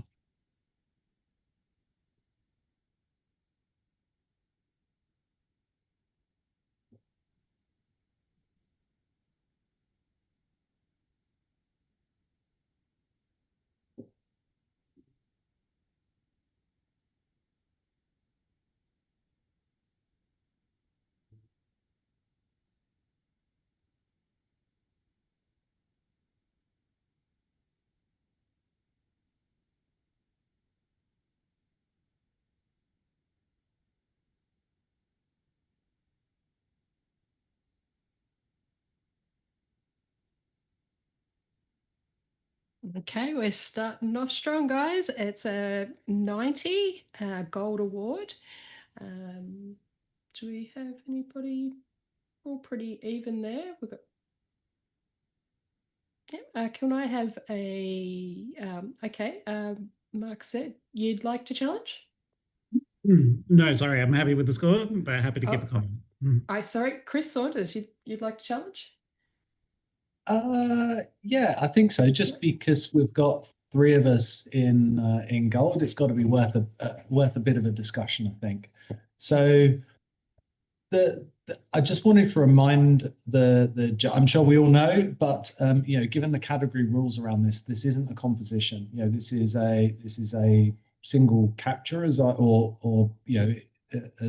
understand it, and the positioning in the frame of that bird is so well caught, and just again reminding everyone how hard it is to even just get an image sharp, in focus, exposed well when you're flying over these areas, whether this is a drone or whether it's shot from an aircraft.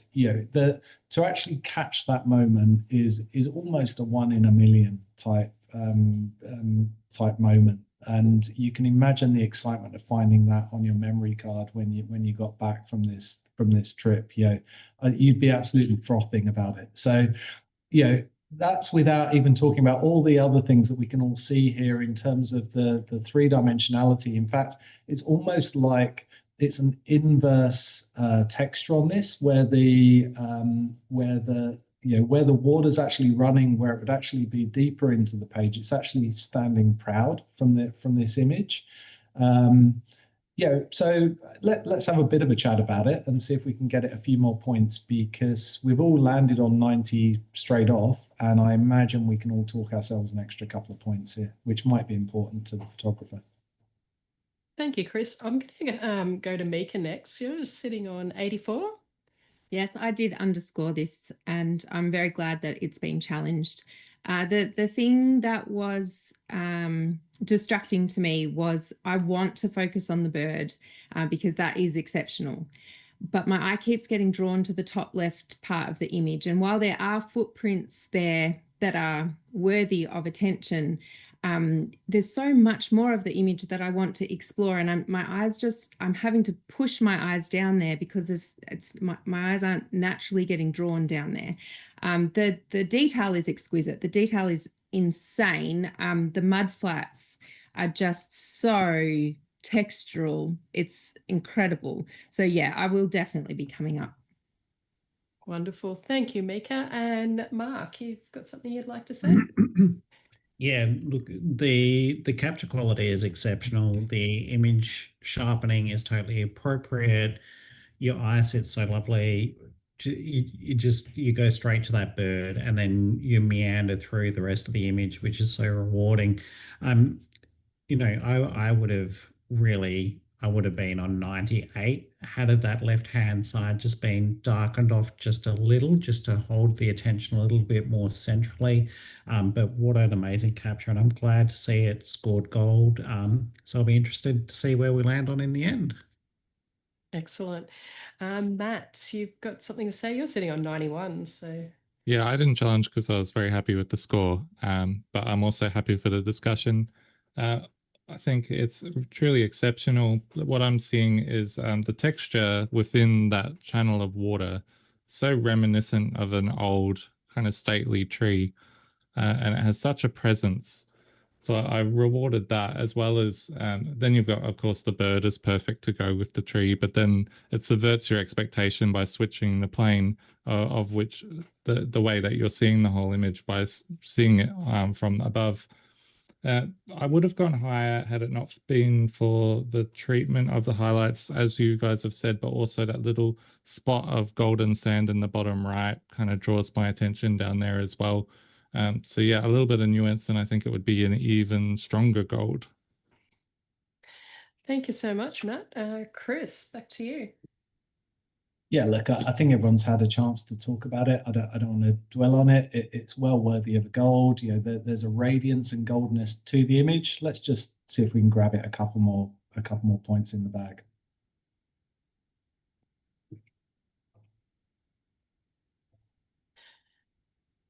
Chris, I'll get you to hold your score at 90, and judges, if you could please rescore.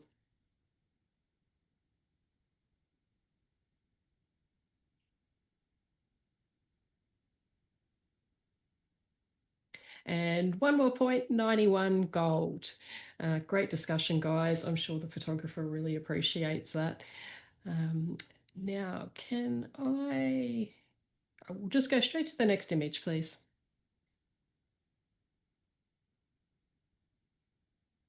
Clouds over sand dunes at Walvis Bay.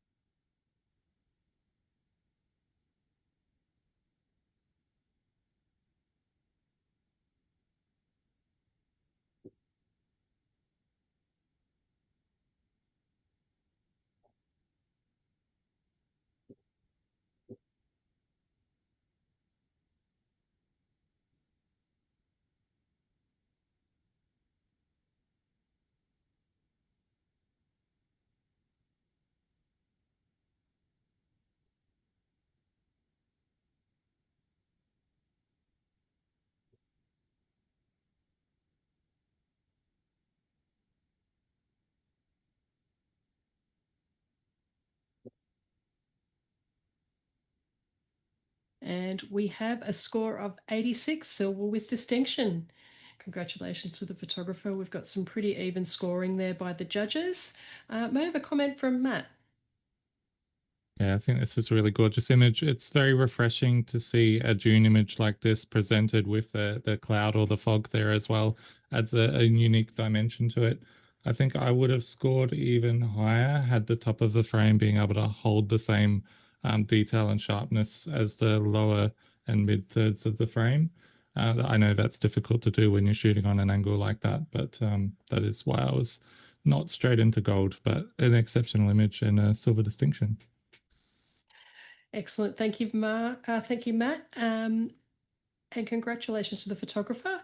Matt, I'll get you to take a break. And Tony, I'd like to invite you back.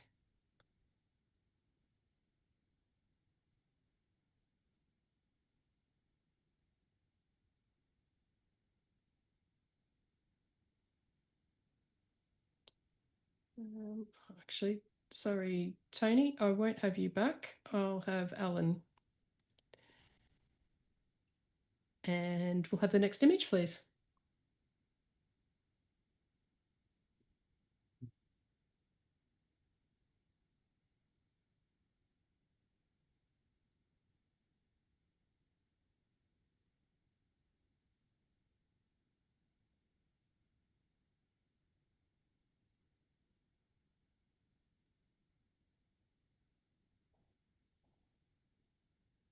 Oh, sorry, I'm supposed to say the title at this point. It's Rust.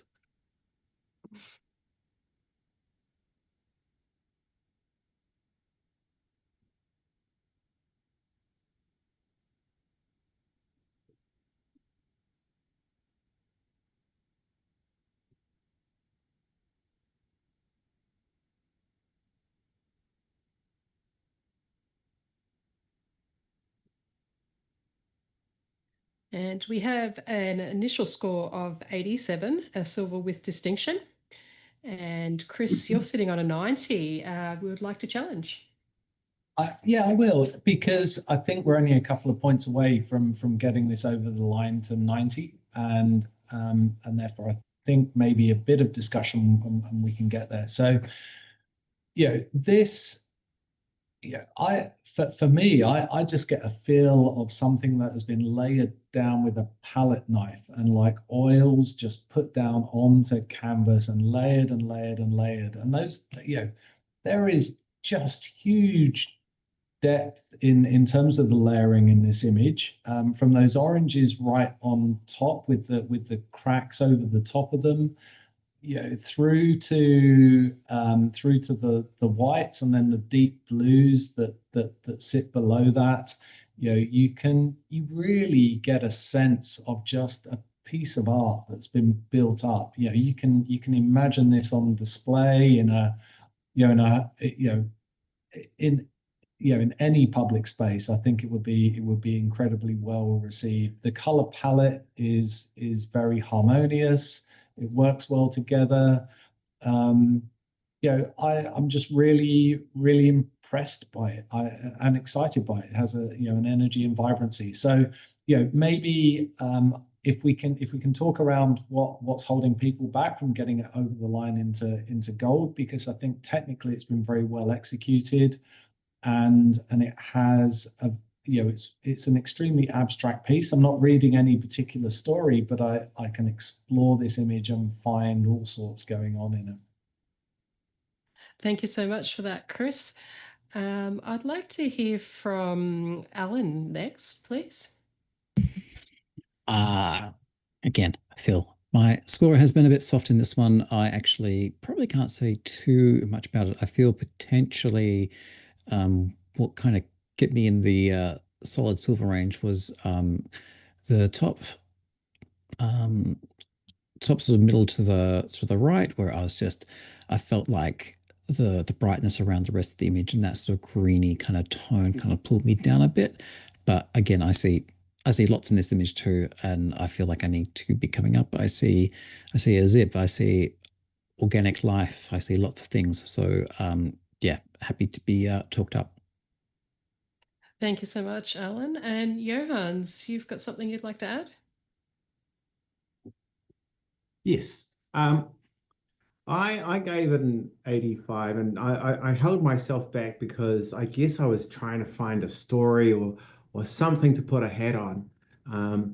And then I quite like the references, but it was Chris, wasn't it? That was talking about the abstractions. And the more that you look at the abstractions of this, the more that you can appreciate it for being just that.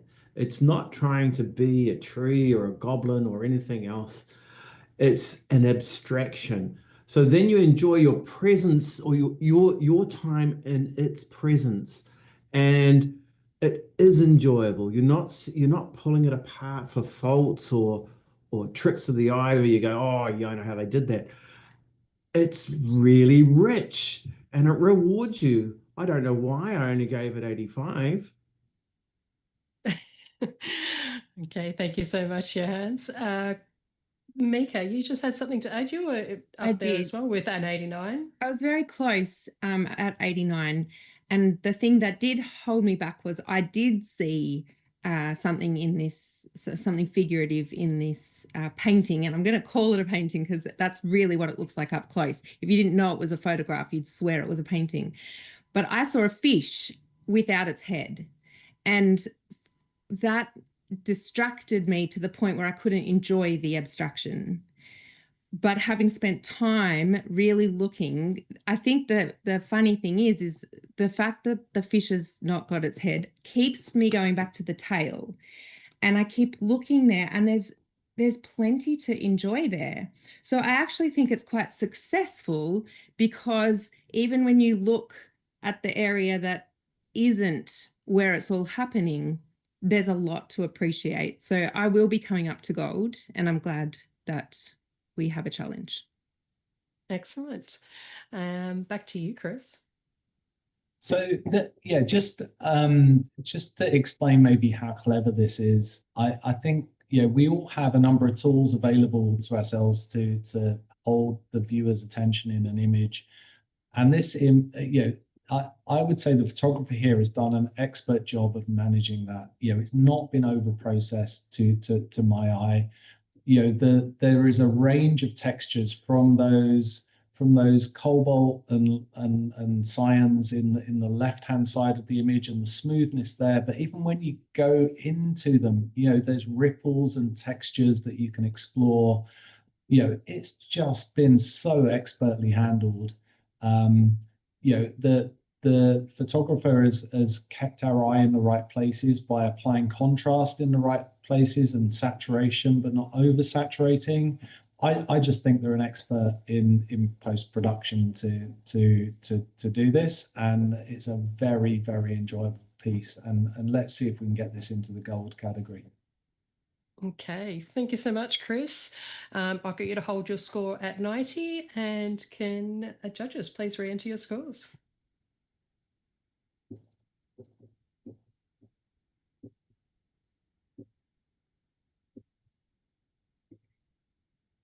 And we've gone up to a 91. That's a gold award. Congratulations to the photographer. Excellent discussion. Well done. Tony, can I invite you back onto the panel? And I'll get Johannes to take a break. And we'll have the next image, please. Fire and Smoke, Lake Tyrrell.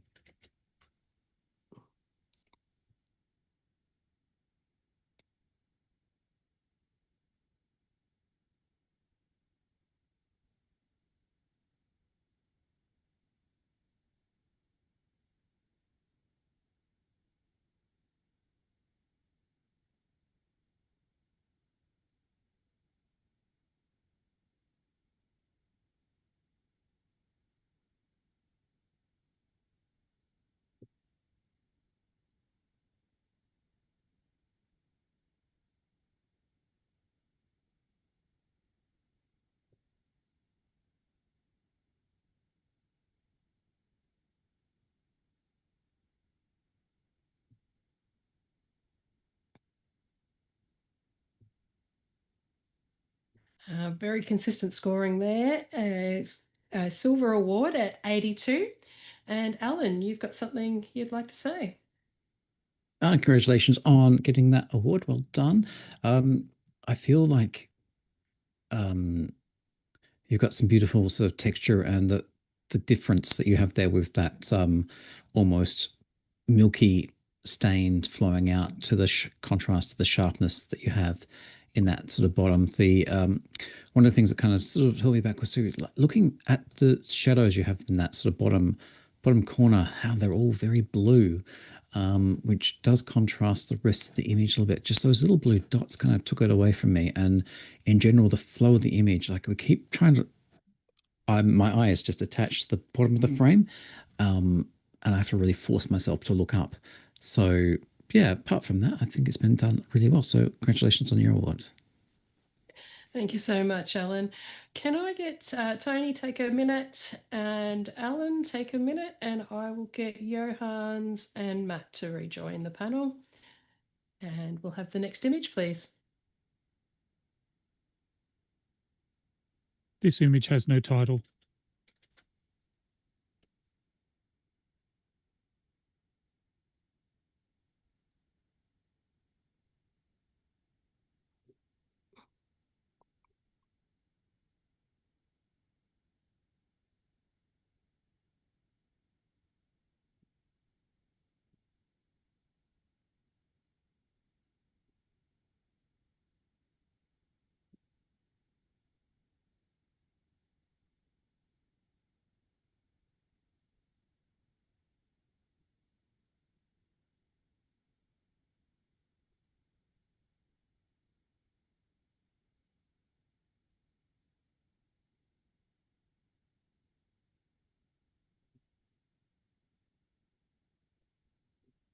Okay, we have a strong start at 89 with a silver distinction, but we are not going to stay there very long because we've got a judge on 98.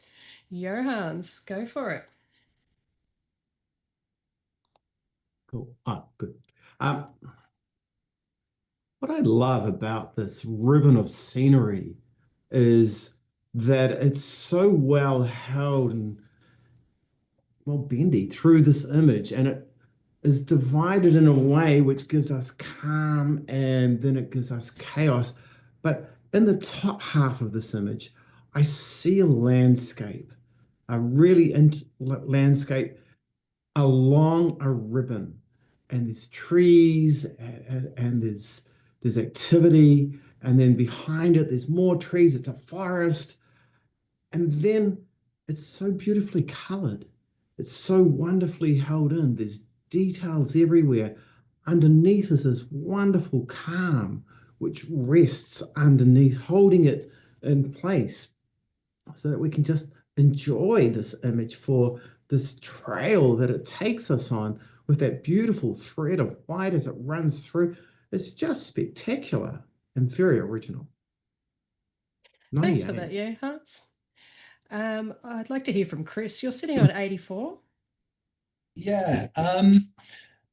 So I will say I am coming up from 84, Johan. I'm not sure I'm in gold yet, so I'll need to listen to a bit more there. But what I enjoy about this image is it felt like it was like a map on a piece of parchment.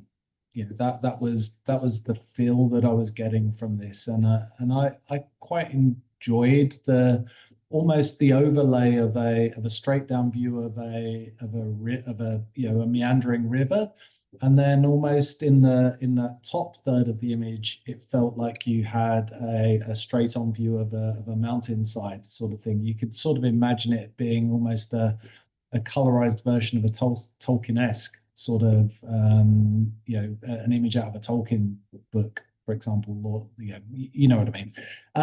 But I felt the balance of the image in the bottom third was slightly out with that, and didn't and was detracting from the overall image. I'd like to see the image cropped more. I felt there's some strong diagonal straight lines down there that don't fit well with the overall curves and patterns that are fitting in the top half of the image. And I'm being picky here, so I'm definitely coming up into a high silver distinction, but I probably just need some explanation as to the context of the bottom third of the image to bring me up into a gold type territory. Thanks so much for that, Chris. Matt, you're sitting on 87 in the solid silver distinction range. Yeah, I really enjoyed the way that this image introduces depth through that top area, the blue toned area. It's almost like you're seeing the rolling hills in the distance and then those leading up into the bigger hills right on the edge of frame. I have seen, I think, this location before, so I didn't feel it was quite as confidently original. However, I think the treatment of it does take it to a new place, so I'm appreciating that. One thing that held me back a little bit was this highlight on that final bend on the far left. I felt like there are highlights on the other bends that I don't mind quite so much, but that one being a little bit larger, it does draw the eye quite strongly to that area. And perhaps a crop of the left could have removed both that and the denser kind of scratchings in the top left corner under consideration. But I'm on 87 and I'm not ruling out a gold. Okay, thanks so much for that, Matt. And back to you, Johans.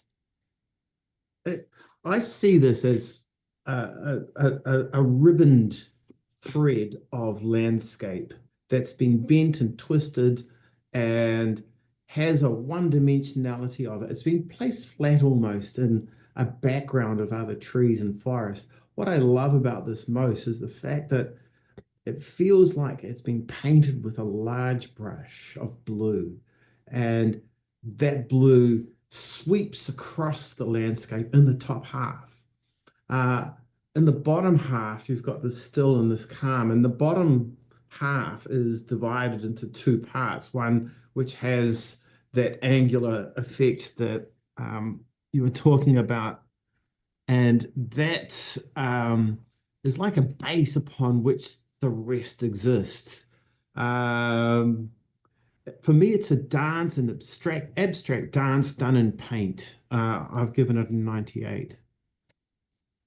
Okay, thank you so much, Johans. I'll get you to hold your score at 98, and if all the other judges could please rescore.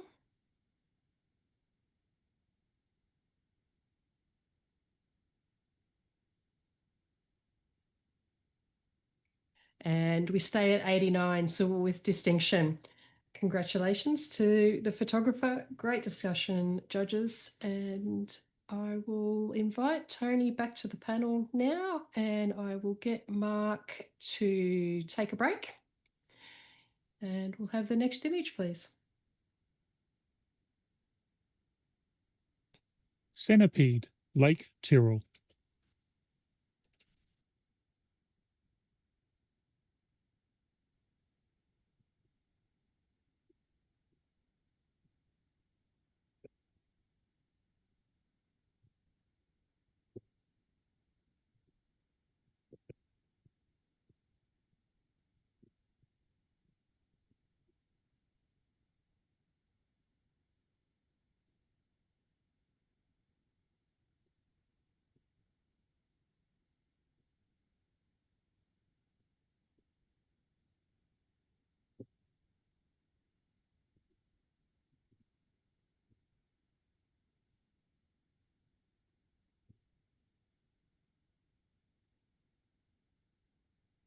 We have a score of 83, a silver award. And can I hear... Oh, Mika, you would like to challenge. You're sitting on 87. I am. I really enjoy the energy of this photograph. It's like a splash of paint, red blood paint across the scene, and the energy of it is fantastic. When you zoom in, you do get rewarded by the detail, by the crispiness of the areas that are textured, and by the watercoloredness of the area on the left. I think it's a beautiful piece of abstract art that has been handled very, very sophisticatedly, and I think it's worthy of a silver with distinction. So I'd love to hear what's holding people back from going there. Excellent. Thank you, Mika. Can I hear from Tony? You're sitting on 82. Thanks, Belinda.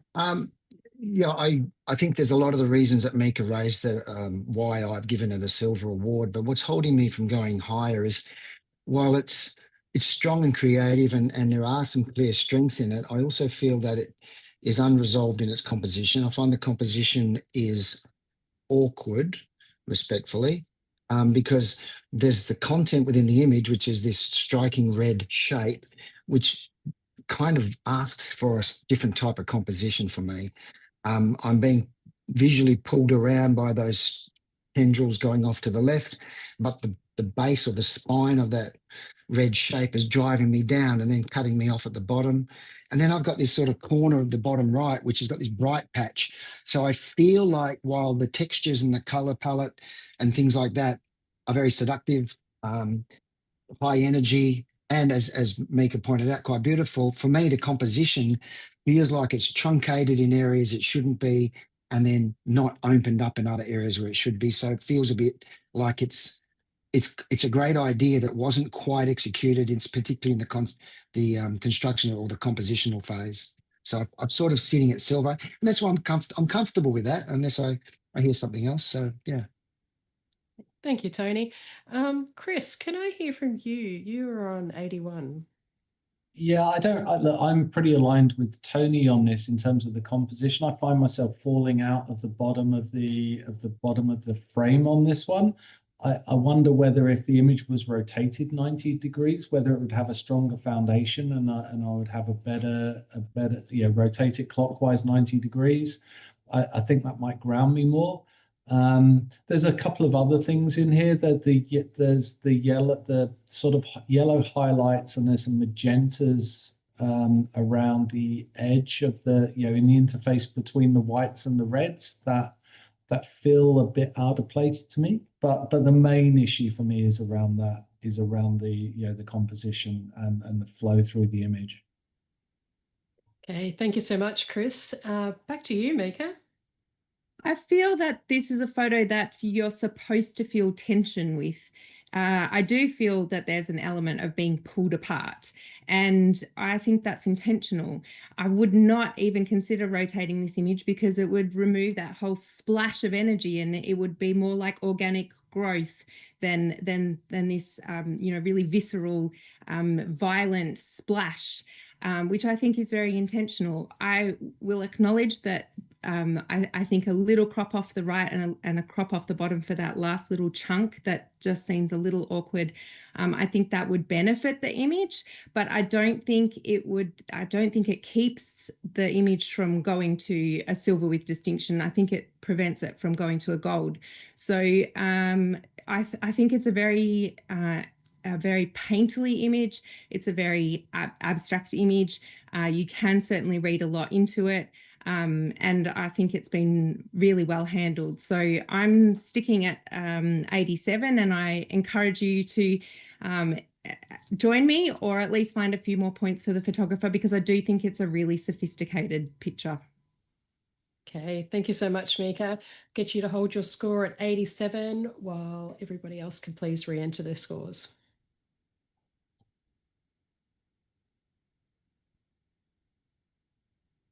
And one more point, we got 84 at silver. Congratulations to the photographer.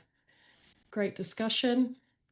And I will get Tony to have another rest, and we will bring Ellen back onto the panel, please. And we'll have the next image, please. Ghost tree.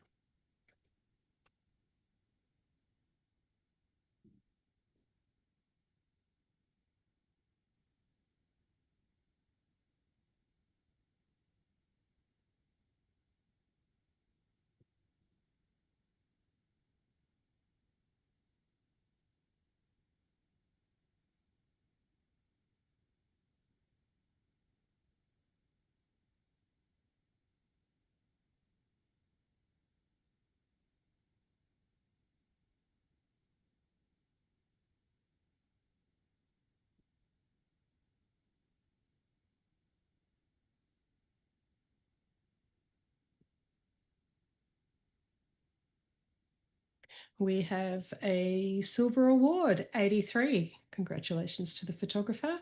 And Matt, you're sitting on 86 and would like to challenge. Yeah, I've put it in the silver distinction range. I think just as a point of learning, one of the tricky things about titling is when you try and lead people down the garden path a bit too much and you leave other possibilities kind of unseen. I don't see so much a ghost tree here, but as like an orchid, or even on the right-hand side, there's something that could look like the face of a bird of paradise, and then these are the feathers flaring up behind them. There's a lot of ways you can interpret this image. I think the layering of the whites to create, like, build up into stronger and stronger whites is quite a beautiful aesthetic detail. And I think overall it's been handled with some subtlety, which is really good. One of the lovely details in this are the kangaroo tracks that run through it as well. I'm sure most of you noticed those within that formation there. The two little footprints going together is very indicative of kangaroos, and the color palette reads as very Australian as well. So I rewarded all of those things into the silver distinction. Wonderful. Thank you, Matt. Alan, you're sitting on 78. Yeah, I missed those camera those tracks there. For me, I kind of just I do love the what's happening there through the middle there. It's just I guess when you look on the right hand side of the frame, there's just that lack of sort of clarity that comes through, especially down towards the bottom. I guess we've got that main structure happening through the image, and then it has that very defined edge around most of it, and then it just sort of disconnects for me on that right hand side. So that was the only thing, but I'm definitely willing to talk a little bit more, and thank you for pointing out those kangaroos. Excellent. Thank you, Alan. And Johan, you're in support of this at 85. Yes, I am. I just really wanted to address what Alan was just saying about how he found the right-hand side sort of lacking definition or clarity or whatever.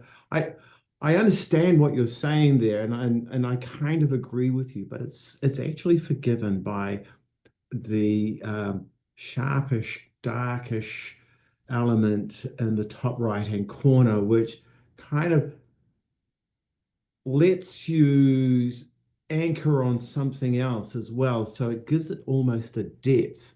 So I really, I did think that it was worthy of at least a silver with distinction, and for all the reasons that have been spoken about. Excellent. And Mika, did you have something? I did. I think the quality or the strength of this image is that delicacy and that ethereal kind of layering that Matt referred to. The thing that held me back was the tension caused by the closeness of that shape to the edge of the frame on the left, and that causes a tension that I don't enjoy as much as the rest of the image. But perhaps I was giving too much weight to that. So I can definitely find some more points given that I'm on an 80, but I don't know that I can come up to where you are, Matt. Okay, thank you, Mika. Back to you, Matt. Yeah, so to address a couple of those details, so I agree with what Johan's saying about the softness on the right-hand side there. Not so much the softness in the file, but in the subject matter.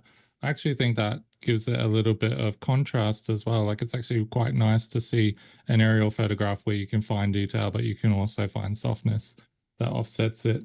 In terms of the tension on the left-hand side, I agree with what you're saying on that as well, but I actually think that's what gives that right-hand side softness, kind of more space to sit within. So I personally don't mind that being the way that it is. But yeah, we're on what are we, silver? So to see what points you can have. There wasn't too much for me to work with in terms of trying to fix things, but I think it's an exceptional image and worthy of the silver distinction that I gave it. Excellent. Thank you, Matt. I'll get you to hold your score at 86. Other judges, please rescore.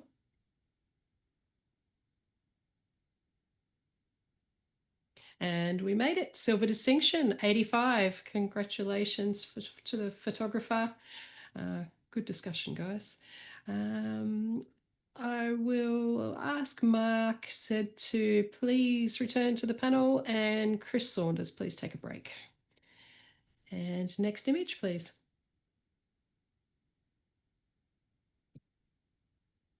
Salt Pendant, Walvis Bay, Namibia.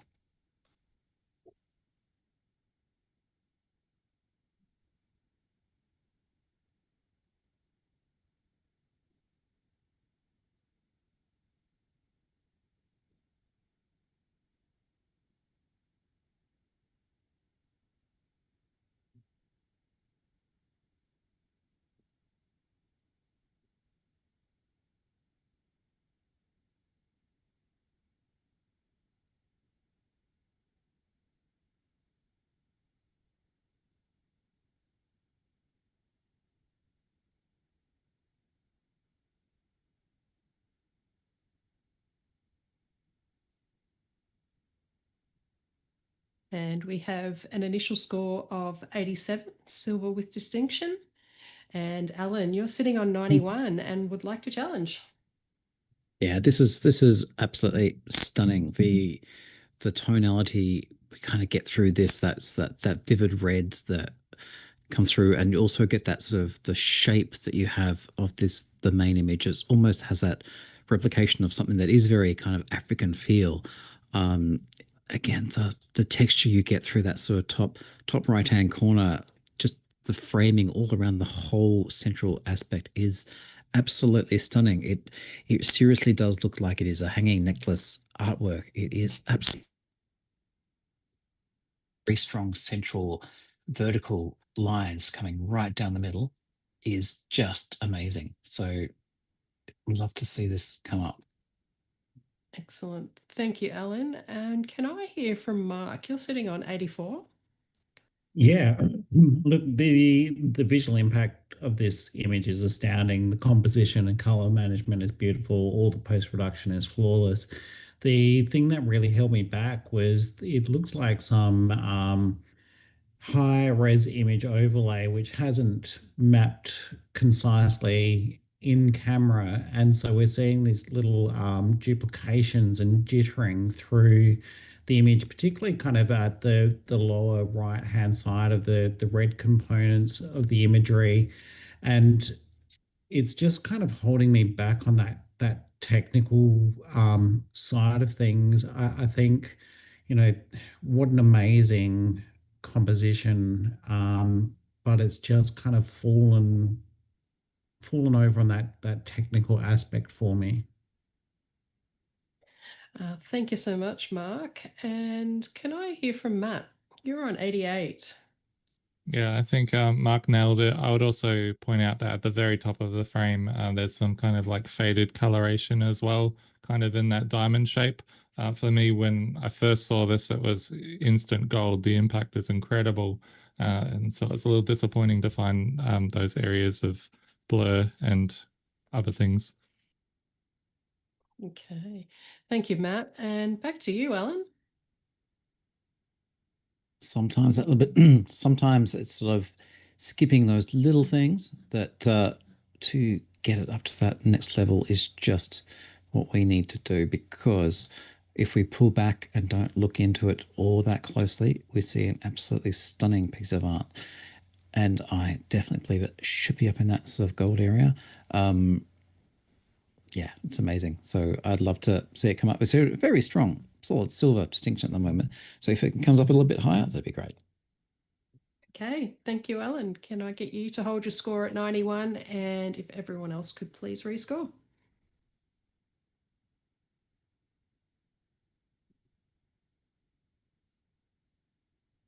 And we've got one more point at 88, silver with distinction.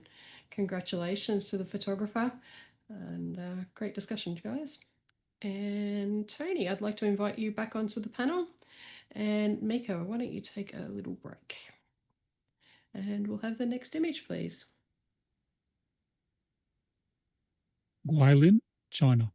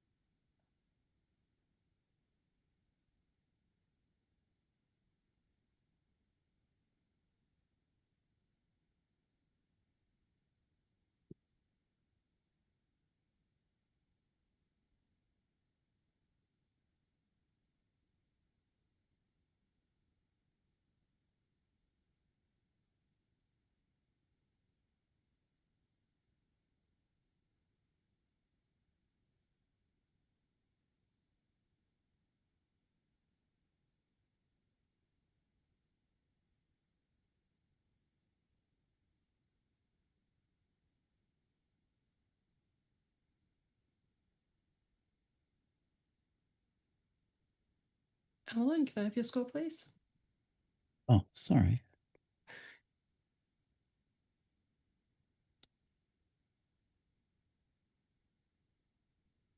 Okay, we have a score of 82, a silver award.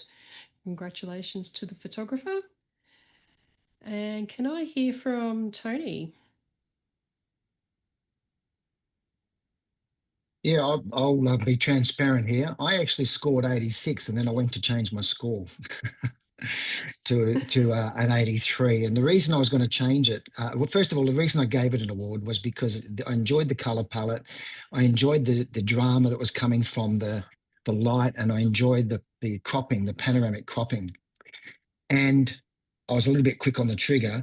Then I started to just see a few things that bothered me, such as the shift from the sort of neutral greys on the left to the sort of blues on the right, and it started to bother me a little bit. But I think what's holding this back the most for me from a high score, and it's got a silver award, and I think it's well deserved, is the villages in the bottom of the image.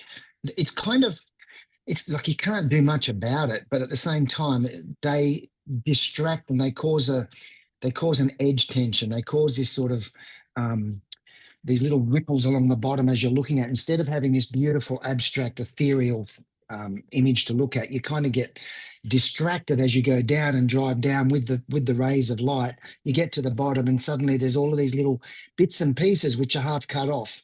So I'm happy at 86, but I think it's deserving of a silver award. But it does have a few things that would need to be addressed for it to go higher. Hey, thank you so much, Tony. Can we have the next image, please?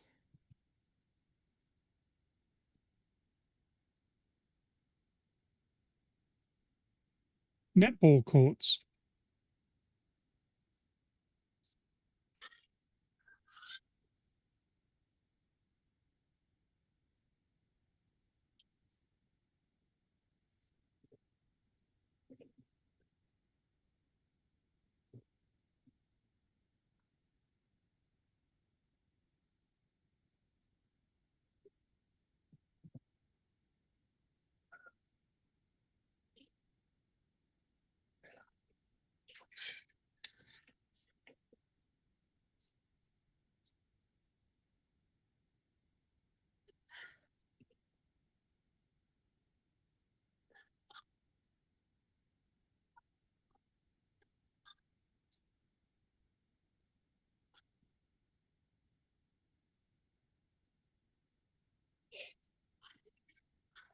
Tony and Johans, I'm still waiting for your scores. Mine's been submitted. It says it. Have you got it? Reload fix, Belinda. I can see them. Okay, it's my end. That reload fix button's great. We have a score of 82, a silver award, and we happy there? Yes. Alan, you've got something you'd like to say about this image? Yeah, initially when this one came up, very excited to see the geometry and how this is all sort of put together. It's just digital artifacts that are happening through there, possibly some over sharpening, especially when you look into the netball net that's hanging there, because you've got some great texture and things like that. So I think well done getting the silver, but I think you could have brought it up a little bit higher with a bit more finesse. Okay, thank you, Alan. Congratulations to the photographer on your silver award. I will get you to step off now, Alan, take a break. Chris, please rejoin us. And Johans, take a little break. And Mika, welcome back. And can I have the next image, please? The God Ray Tower.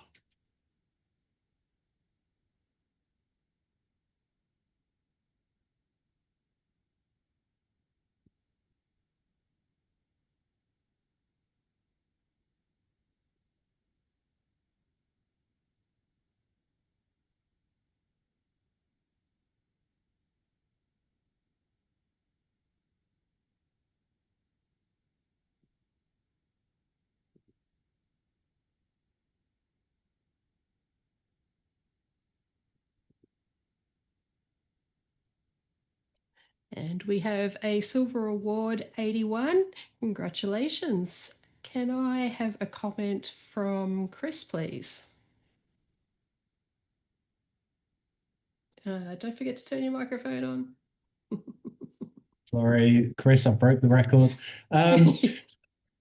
A very dramatic image, and brave again to go black and white in an aerial category, but it's absolutely worked here for the photographer. And the sort of light that's coming off in the atmosphere that we're seeing as it reflects off the tower is brilliant. And there's some really interesting insights in terms of the building at the bottom of the image. Being able to see on top there and realizing perhaps there's another world on top of these towers as well that we're not actually seeing. So, in a category that's all about perspective, I think it's definitely done that. In terms of how to improve this image, maybe there's some distractions in the bottom right-hand corner with some areas of shadow that sort of we're being naturally drawn down with the highlights, and then we reach something on the edge of frame. But overall, it's a very enjoyable image. Yeah. Thank you very much, and we'll have the next image, please. Silent tree.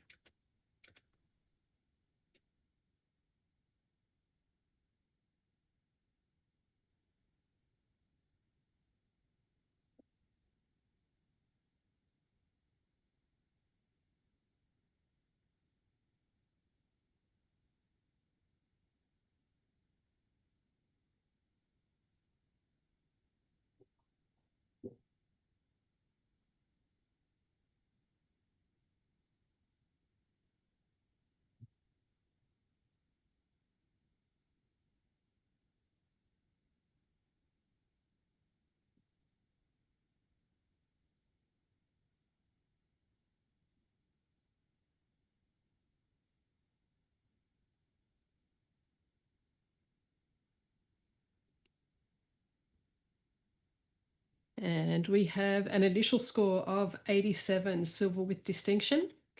And Mika, you're sitting on 97. I am. I think this is the most unique aerial I've seen in a long time, and I love the color palette. I feel like I'm looking at a piece of surrealistic art, that it can't be real. It must be dream. It feels like a dream. It doesn't feel real. And I think the technique and the camera mastery and the processing have both been exceptionally carried out. Obviously, this is a tree that's fallen over, but it's like it's floating in space above this landscape, and that gives it the dreamlike sense. The color, the branch that's closest to us is this silvery grey, and then you've got the undercolor that's this warm, glowy, light-filled orange, and it just seems like it shouldn't be possible. The lighting is incredible. The way that the light has lit up the tree and all the vegetation underneath it, while the water is in darkness. And for a category where you can't do a lot of editing, this seems like a created image. To me, it just does not seem real. I'm really excited to talk about it, and I'd love to hear some things that I can address if possible, to bring it up to a gold, if not gold with distinction, where I am. Okay, thank you, Mika. Tony, I'd love to hear from you. You're sitting on an 81 in the silver range. Yeah, I did not have anywhere near the impact that Mika's obviously felt from this image. For me, there was a lot. It's a literal capture, and a very good executed, well executed literal capture. I find that there's a starkness about it, which, while it might complement the fact that the tree's dead, I just find the image stark and lifeless. And again, that might complement the tree, and Mika's going to come back at me with that, I'm sure. But yeah, look, it's a simple composition. I mean, I've given it an award because I think it's got clear strengths, technique, and you know, in terms of the way it's been put together. But I don't see any emotional creativity. I don't see any originality. I have seen this type of image with trees that have fallen over, shot from above, quite a few times in the past. I won't refer to them or compare them. I find there's a deadness in some of the bushes, which sort of takes the life away from the image. So I'm struggling a little bit, Mika. The lightness at the bottom where the grass or the bank is dry, I'm finding that it sort of pulls me down and out of the picture. And there's, because of the darkness around the tree, there's nothing pulling me back into the image. I just fall out the bottom of the tree. It's like the bottom falls out for me. So for me, I'm struggling to see, you know, like a silver award is a very well executed, well captured, well put together image. But then to go higher and higher and higher, I'm looking for those other things. And at this point in time, I'm not finding them. But I'll always listen. I always do. So I'm hoping to hear from someone else something that might lift my score. Okay, thank you so much, Tony. Matt, you've got something you'd like to contribute? You're sitting on an 88.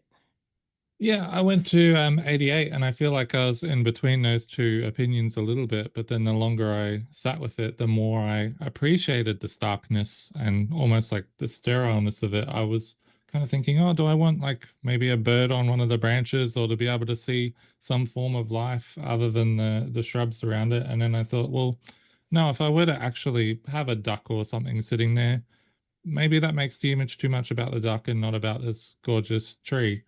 One of the things that I really appreciated is if like the water is so inky and dark, but then when you really examine it, you see either shadows or submerged branches, almost like they're behind the tree, and you see these really dark black lines that go through the water, and it just gives it so much dimension. So I was on 88 and I should have just gone to gold straight away. Excellent. Thank you so much, Matt. Did anybody have anything else they would like to add? No? We'll go back to... Oh, sorry, Mark. It's okay.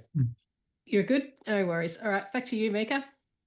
Well, I certainly can't give you any emotion, Tony, if you don't feel it. But what I can say is I just see this as a dream. I see this as, you know, it's almost like a studio lit vision. And I just want to reiterate, it does feel like that tree is floating above the landscape rather than being embedded in the landscape. And when a big tree falls over and it is embedded, you know, you feel that heaviness, and I'm not getting that. I'm getting like it's lifting out of the soil and the water. It's just coming out towards us. And I think that's really clever and unique and masterful. I want to reiterate what Matt's pointed out in that you know, there's some amazing submerged details in there, particularly behind the branches of the trees. Perhaps actually it's shadow, but it gives it that dimensionality that gives it that strength of surrealism. There's certainly life in this photograph. Those green bushes give it life, and I don't actually feel that this is a photo that's about death or sterility or anything like that. It's just weird. It's weird and beautiful and stark and surreal, and I just think it's you know, unlike anything I've ever seen. And I have seen trees on their side before, but I think the dimensionality of this is exceptional. And with regards to that dry area of soil at the base, I actually just think it's incredible that's matched so beautifully the color of the tree. It's like, you know, that complements it beautifully. And so really we've got such a simple color palette. We've got the silver grays both in the branch closest to us and in the roots. We've got the more earthy tones of the under part of the tree and the soil and the bush on the right, and then we've got this green you know, over on the left, and it just, I can't reiterate enough, it just feels like it's not real. It feels like it's a dream, and for that I get such an, you can tell, I get such a big response to this. I just feel like I'm floating in space in this photograph. So obviously if you can't see that, I can't do anything about that, but that's what I see, and it excites me greatly. So I hope that you can find some additional points to reward the photographer, but I'm rock solid on my gold with distinction, because I just think this is something I've not seen before. Okay, thank you so much for your passion, Mika. I'll get you to hold your score on 97 and get everybody else to please re-enter their scores.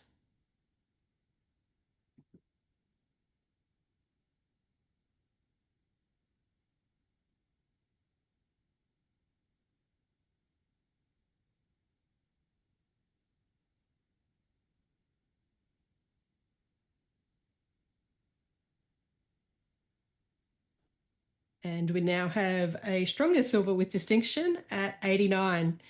Congratulations to the photographer. I bet you they were pretty happy with that discussion. Okay. Matt, I'll get you to take a break, and Alan, please welcome back to the panel. And we'll have the next image, please. The Earth remembers.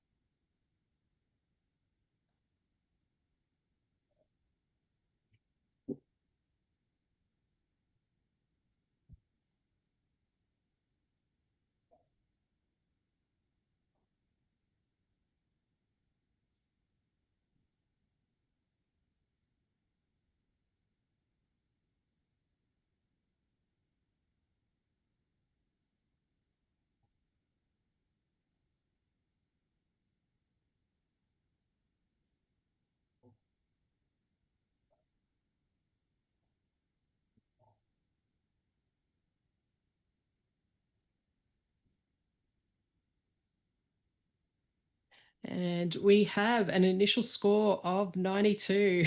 And Alan, I knew that your hand would be going straight up. You're sitting on 99. Yeah, I was kind of like, no, you know, I'm going to go that gold distinction. I was like, no, I'm going to go pretty damn high. And I was just chicken to go that extra 1 point. I think this is absolutely perfect. This is a framed, it's just, I'm running out of words. It is framed so beautifully. And the grid lines that are coming through there, the attention to detail that you're getting through all of the texture in all the different areas, and that dark blue right in that center. It is absolutely stunning.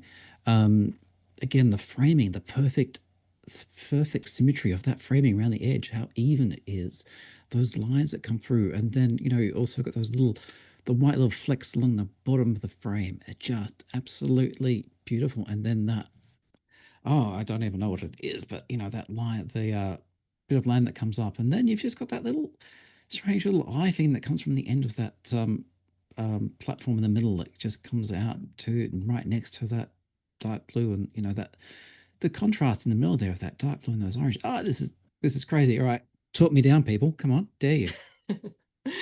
Awesome. Thank you, Alan. Tony, I'd love to hear from you. You're on 88. Yeah, I'm I'm with you, Alan. It's beautiful, stunning. The color palette's gorgeous. The composition is brilliant. There's a depth to it. I'll tell you what I'm struggling with. I'm struggling with the third-party editing. There's an I'm looking at it, and it looks like it's had some form of sharpening software or something run over it. It's particularly around the hole, you can see it probably more readily. It almost looks, yeah. And then what's happened because of that, there's an inconsistency in the finish. So when I look around the textures, I mean, it's fantastic. And look, if everyone's happy with that particular effect, while in some areas it just looks over digitized. I don't know how to describe it. Because everything else is fantastic. I just feel like it's been we used to call overworked because it was over sharpened or something else. But this just feels like it's been over. I don't know the word for it, which is not usual for me. So that's what's holding me back, because when I look at it from a distance, I'm fascinated by it. I'm fascinated by the color. I think it's been well handled tonals, but yeah, I'm struggling with that. So that's why I've given it a high distinction, and I'm not holding out on a gold. I'm just wanting someone to explain to me or to tell me that they're okay with all of that textural inconsistency that I'm seeing.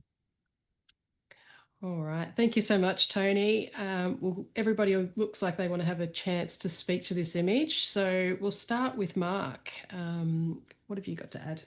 Yeah, look, I totally agree with Alan and Tony with this image, and I'm very comfortable with the score where it's sitting. But I think to allay Tony's, I guess, concerns around the image processing, I think had it been processed evenly, and I can see the difference between some of the blacks in some of the poles and the milkiness in others, and it's all been kind of pushed and pulled a little bit, and there's almost like a kind of an easy evening, but I think that's what truly makes this. Like normally I look at this type of stuff where it's so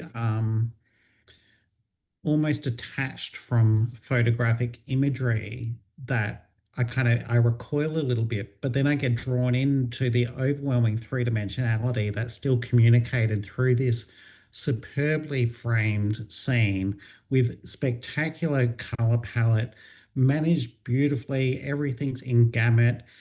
And I just think it's an astounding rendition of the space, and I can forgive it for what Tony has pointed out, and I think it might actually, in this instance, add to it as well. I'm glad that you went so hard, Alan, because I'm going to go a little bit harder. The more I sit with it, the more I can really appreciate just the three-dimensionality to this beautifully framed, beautifully worked image. Awesome. Thank you so much, Mark. Mika, you're sitting on 89. I am, and I wanted this to be a gold for me. The impact was huge, and that crater in the center really draws you in. And it wasn't until I zoomed into the detail, and just like Tony, for me, I found it disappointing because I know what this is and I can tell what it is, and those blue those blue elements in the structure at the bottom that's pointing up keep us in reality. And so I can't see it as a true abstract because I can see what it is. And for that reason, the painterly quality of the processing makes it more cartoonish and less real. And so I've got that tension between, well, is this real or is this abstract? And it's not resolved for me because of that that technique in the processing. So I feel that there's inconsistency there, and for that reason, I'm held back from going into gold. Okay, thank you so much, Mika. And Chris, you're sitting on the 90.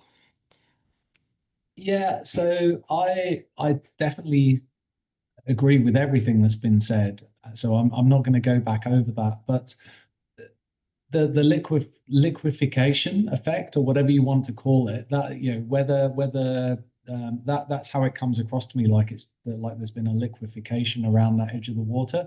And the reason that's important is it's very much the focal point of the image. It draws you in, and in a piece of fine art, aerial photography like this, it is all about the details.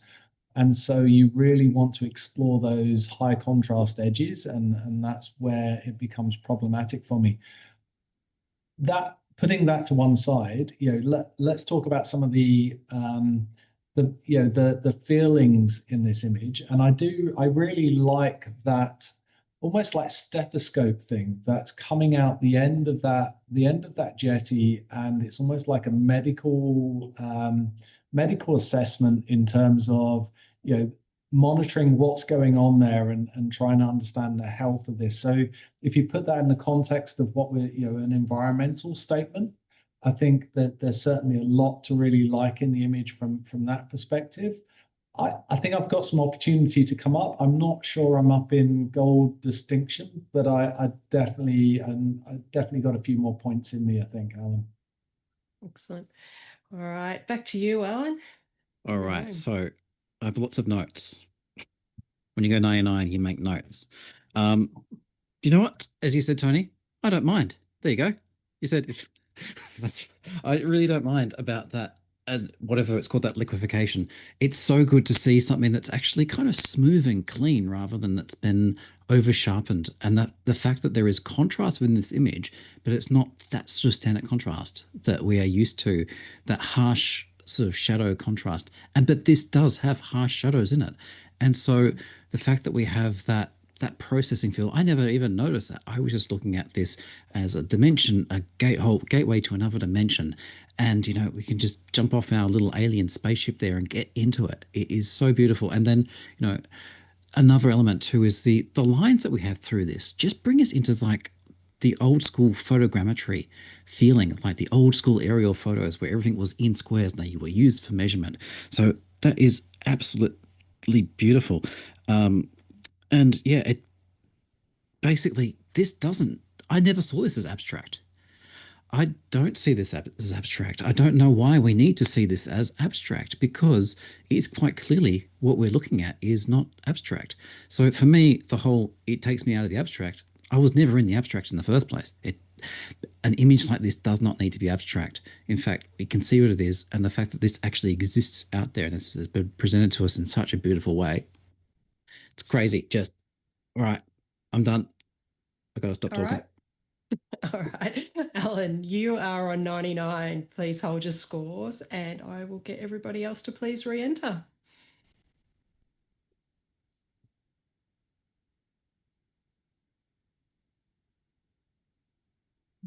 And we've got one more point. It's a 93 gold award. Congratulations to the photographer. I mean, anytime you get a score of a 99 from any judge is very exciting. So I bet you're doing some cartwheels around the lounge room right now. All right, next image, please.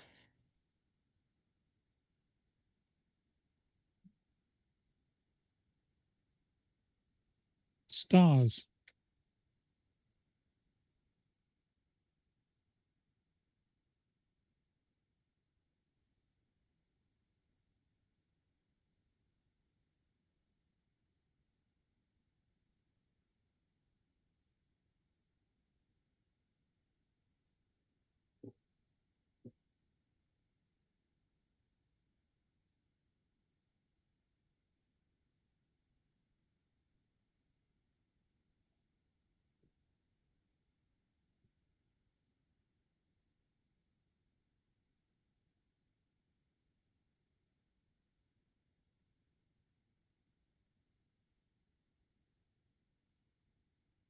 Okay, we have an initial score of 84, and we are definitely going to be having a challenge because Tony is sitting on gold in 92.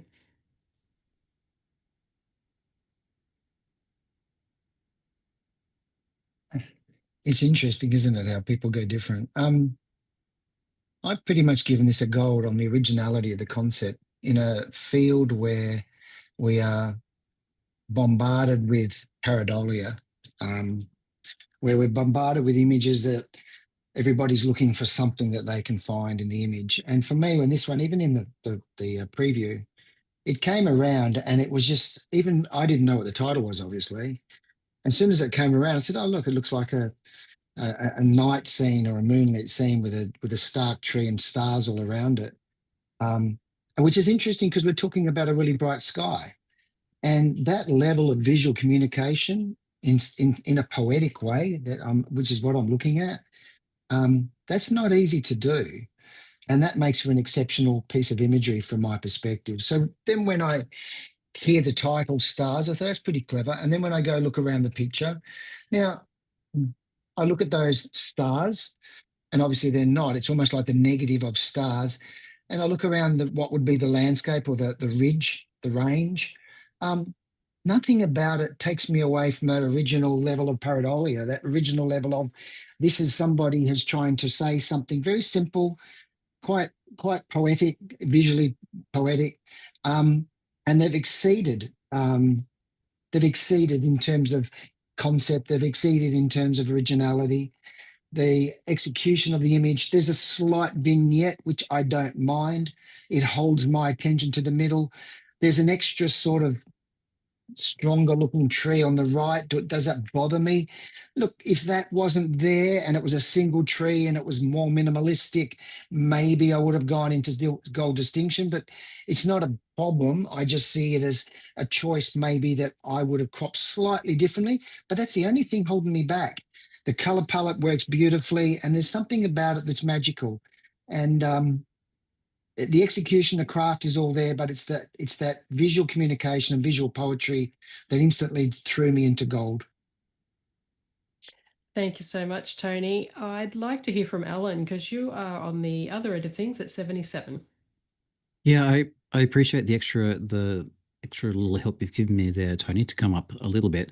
I don't think I can come up into that sort of gold area. For me, that sort of subtle vignetting is actually, to me, it's actually quite distracting. It's actually taken me well and truly out of the image.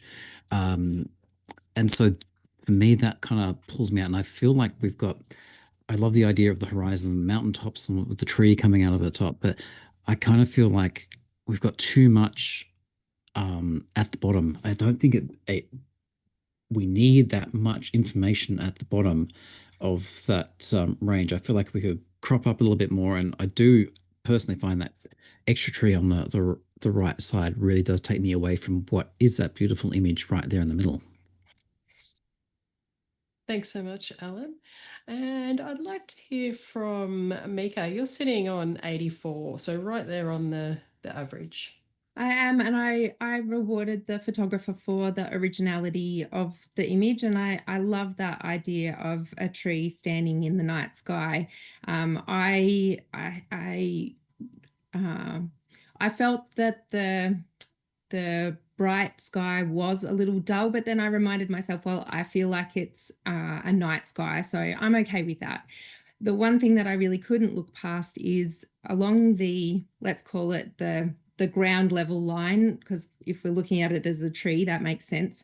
There's just some inconsistency along that ridge line, and there's some white areas that have lost all detail, and there's some areas where it just kind of bleeds in and out. And I actually thought I was giving it a really good score at 84.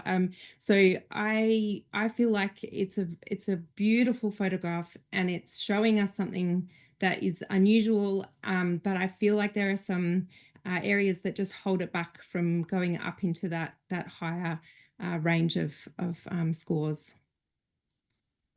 Okay, thanks, Mika. And Tony, back to you. Thanks, guys. Thanks, Mika and Alan.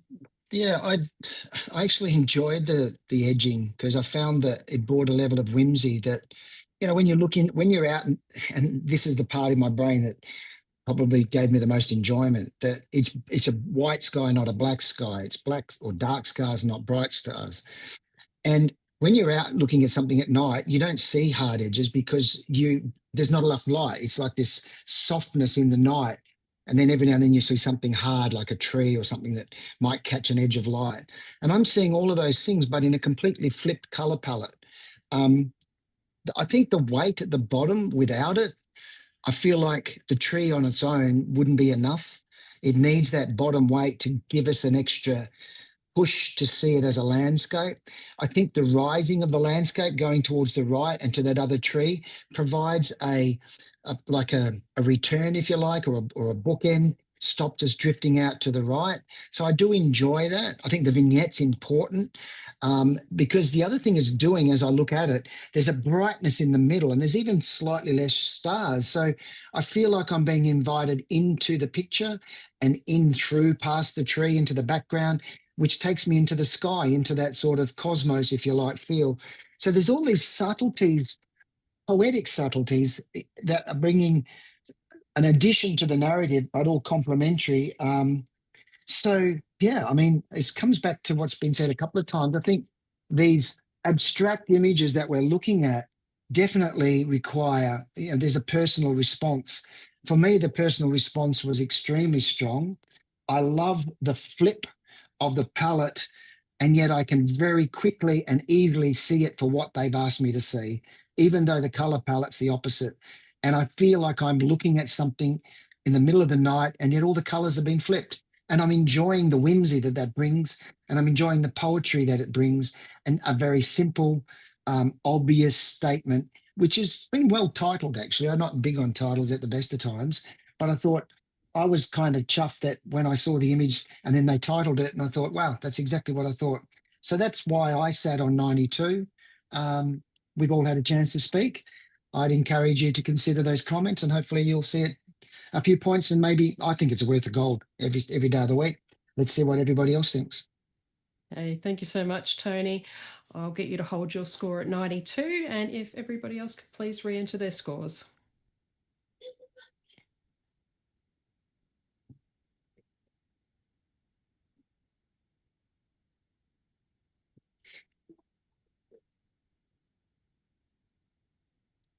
And we have a score of 87, silver with distinction.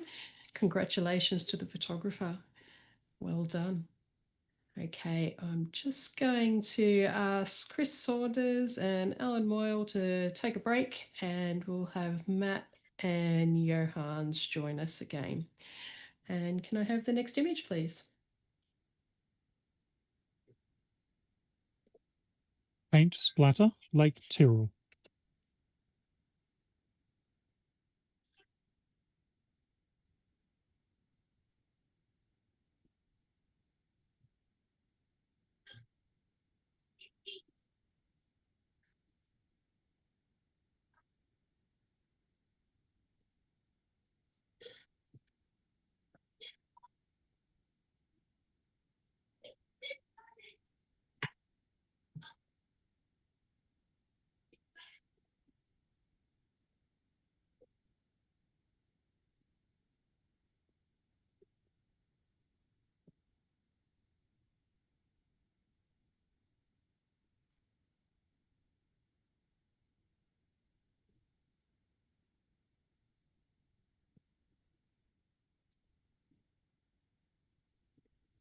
Okay, we have an initial score of 84, silver award. Johannes, we've got you sitting on a 93. Would you like to take the challenge? There you go. Thank you. Yeah. It is what it says on the can. It's a paint splatter. The abstract here is it's so much fun. There's these lovely opposites with the reds, the yellows, the blues. There's a randomness to the array of the white as it spreads out around. There's a complete abstraction. I love the crop of the circle on the right-hand side. It makes you want to come back into where all the action is. It doesn't limit it to just where that spot is. It's quite explosive and highly impactful.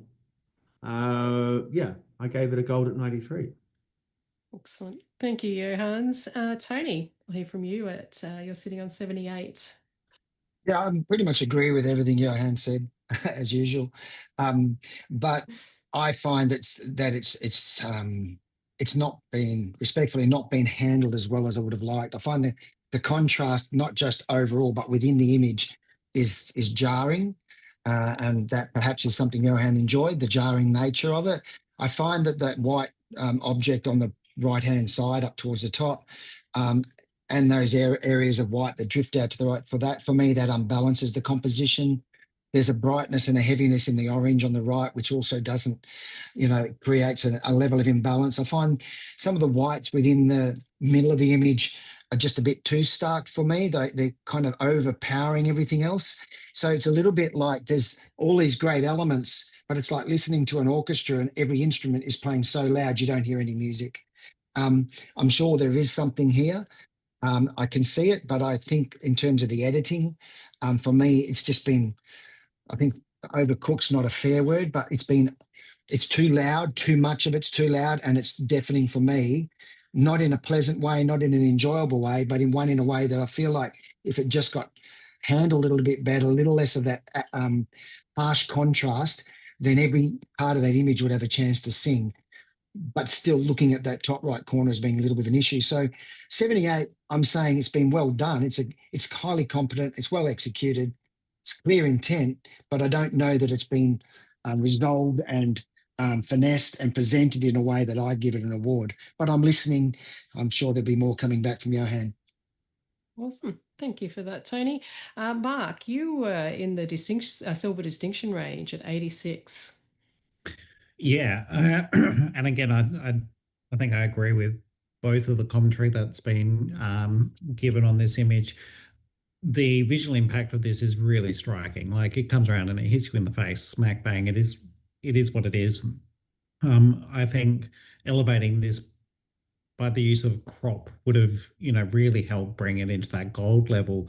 But I think when we're looking at something like this and we're calling it paint splatter, I'm looking at it and I'm giving it an edge of forgiveness around some of that, I guess, heavy in your face editing technique, because that's the clear intent of the image. So I think, the score is kind of sitting reasonably where I would like to see it just come up a little bit more, because it really does the color palette, the visual impact, the sense of dynamic motion throughout the image should be rewarded. Awesome. Thank you so much, Mark. And back to you, Johan. Oh, yeah.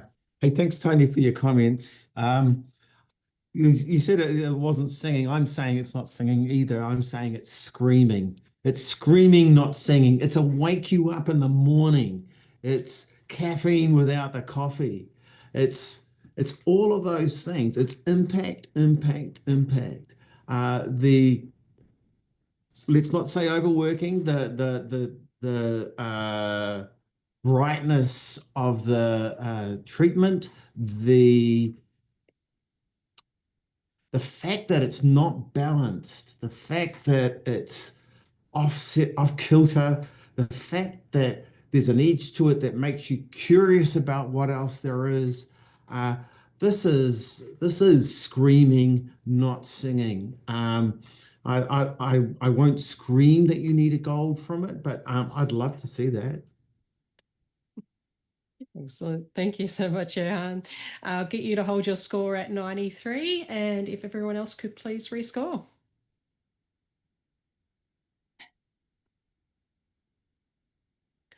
And we have a score of 84, a silver award. Congratulations to the photographer. And that, my friends, is the last image for the aerial category. What an amazing category that was. I think I'd just like to say congratulations to all of the entrants tonight. I think every single image went home with an award, and what an incredible set of images. A huge thank you to tonight's judges. You brought the banter and some great education for our entrants and people watching along, and thanks for bringing your experience and your passion to the process. Alan Moyle, Chris Saunders, Johan Van Kaan, Mark Zed, Matt Palmer, Mika Boynton, Tony Hewitt. And thank you to our online audience for tuning in and joining us to celebrate excellence in photography. Join us for the live judging of our next category tomorrow morning at 11 a.m. With me again, we are going to be looking at the natural landscape category. And don't forget to tune in to our awards ceremony on Thursday, the 13th of August for the announcement of the winners. And thanks everyone, and see you soon.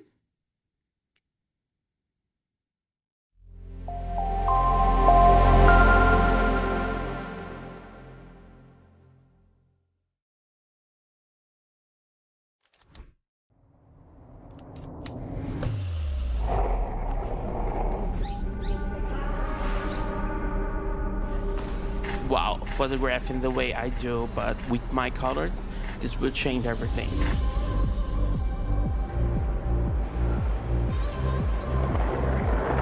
I got to see each frame, each position of its wing, and they're so beautiful that I have never seen before. Being able to move quickly and working at my brain's pace and getting those shots in the moment.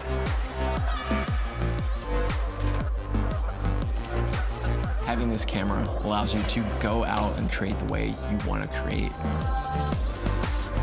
Until you use it, you cannot even imagine what you have missed. It's something I've never seen before in my entire life. It's something totally different.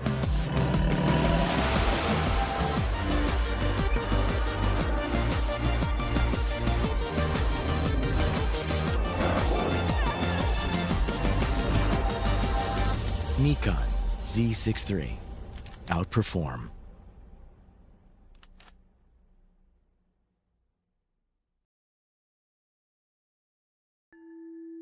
Introducing ISO Color Edge. Precision is essential for any professional working with images. Whether you're an artist, a retoucher, or a visual effects specialist, you need to know that what you see at the start of a project is precisely what you'll get at the end. Color Edge monitors give consistent, reliable accuracy that guarantee no surprises within your color workflow. So what you see in real life is what you see on screen, and what you see on screen is what you see in real life. That's precisely why professionals all over the world trust ISO Color Edge for their image creation. ISO Color Edge. Discover living, breathing color.